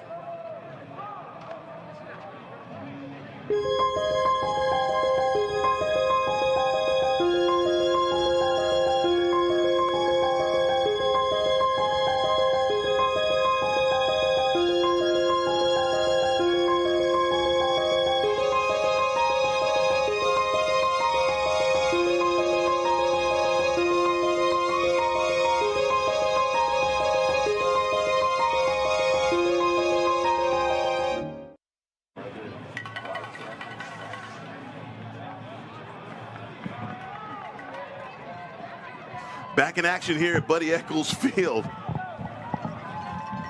And we have some bonus overtime. Been here so far for 5 games in a row for the THSLL Class C state title. I had to change locations to make that statement, Heckma. You have to change locations. I did. I had to change. I had to go call 3 games and then come up here to make that statement, that same statement. And you were over at Leslie Field. I was, and I watched it. There was some great lacrosse down there.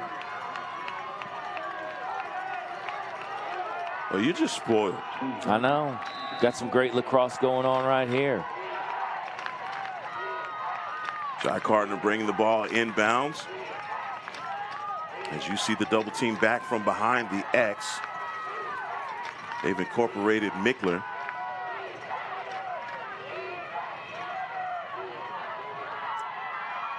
"19 seconds on the shot clock.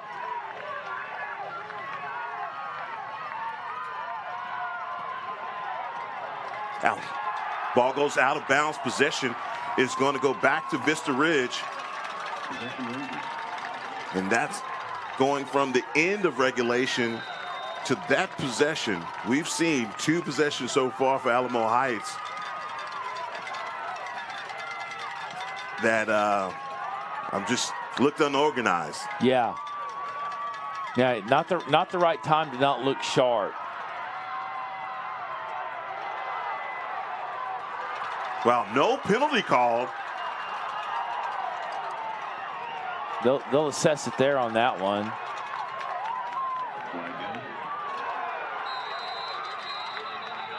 Both squads just out there selling out, just getting after it.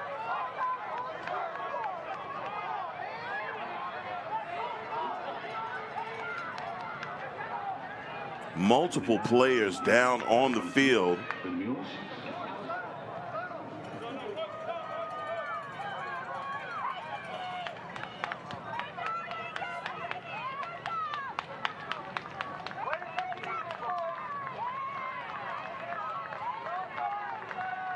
I did not get an opportunity, did not see the number of the Vista Ridge player that's down on the field.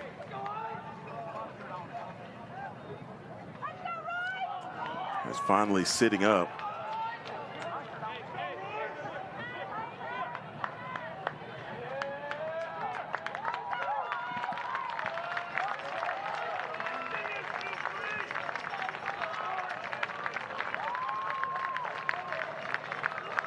23, Royce Ballou back on his feet. And that was number 23, Royce Ballou.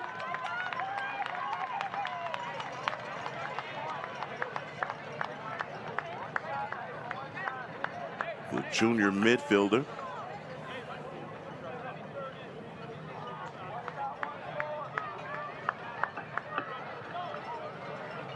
We'll get this all sorted out, but not a good time to go man down. No.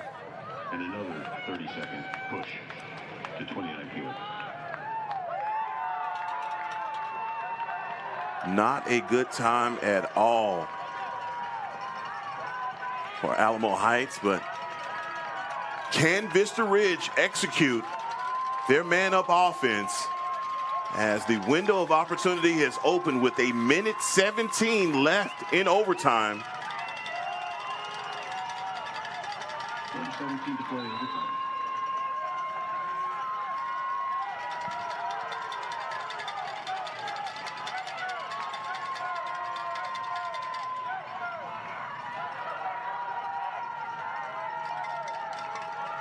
And you see the rotation by the Rangers. And back around the horn, working back behind the X. You see that man down offense collapsing in around the crease.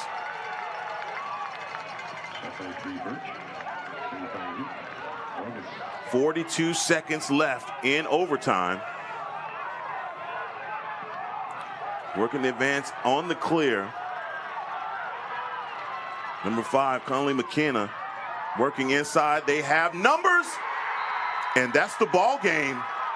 As number 34, Robert Mickler,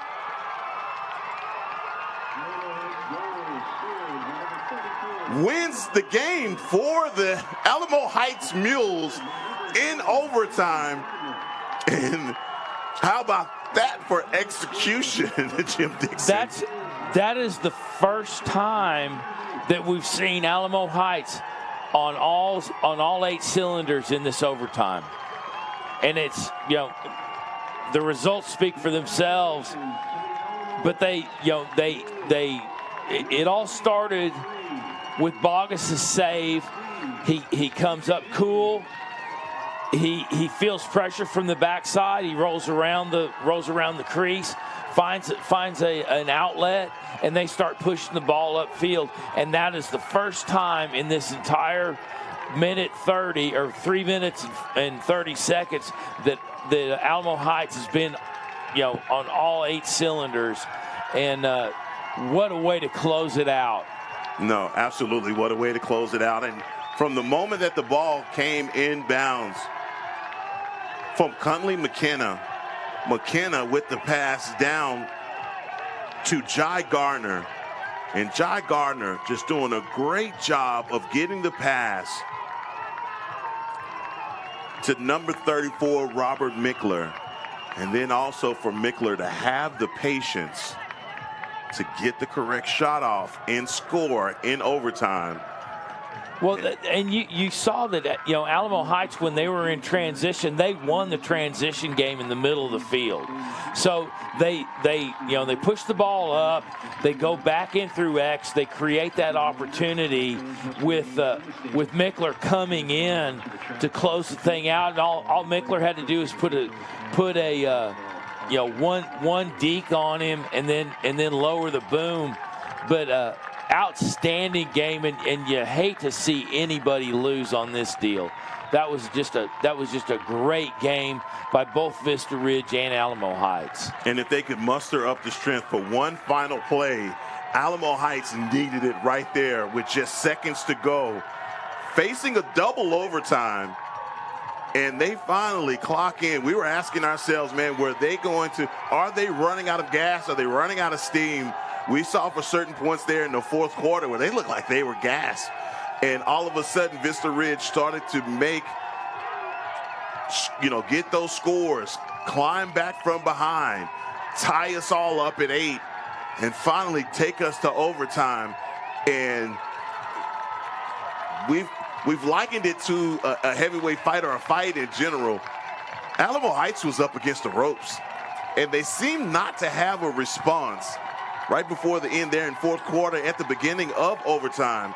But when they needed, dialing up the right play to get the score was Trevor McNamara. And your Class C state title is going to go back to San Antonio. Yeah, and Alamo Heights, tremendous season by both these clubs. I mean, Vista Ridge, they fought out of their weight class all season long.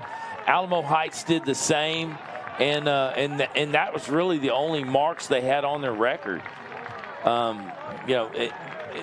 Excellent ball game. Both teams are very well coached, very classy organizations, and you gotta love seeing that. Again, Alamo Heights comes into the state title with a record of 5-0 in district, 11-4 overall. On the other side for Vista Ridge, 6-0 in district and 19-1 overall. So Vista Ridge, no slouch by any stretch of the imagination. Only this is their second loss on their season, and a heartbreaker that it has to happen in the state title. Yeah, I mean, and to have it go overtime, where everybody had to be on key, where there was no opportunity for mistake.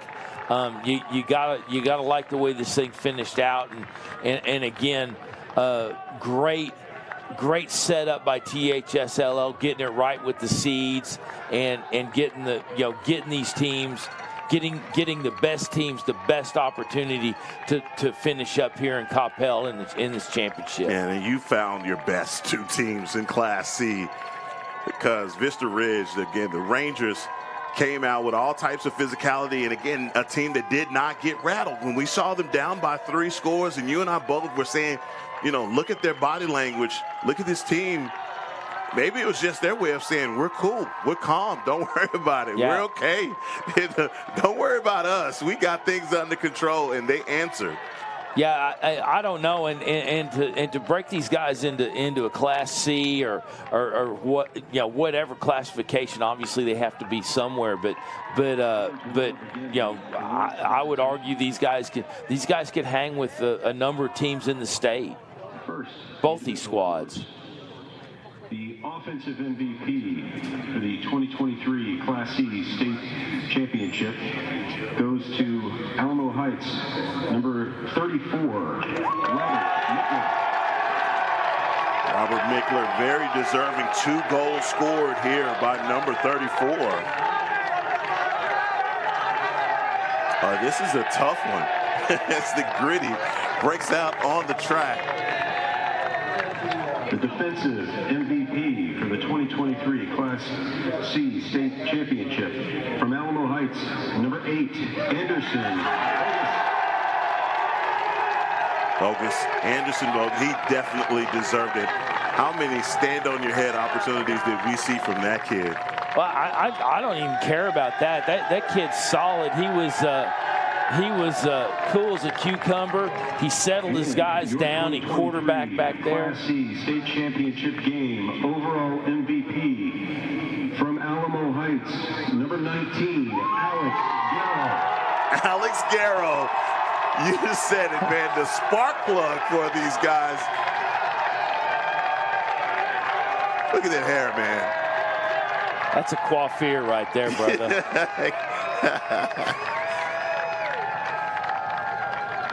Alex Guerra in your living room. And very deserving. 2023 Class C State Championship runners-up, the Vista Ridge Rangers. The runner-up trophy handed to the Rangers.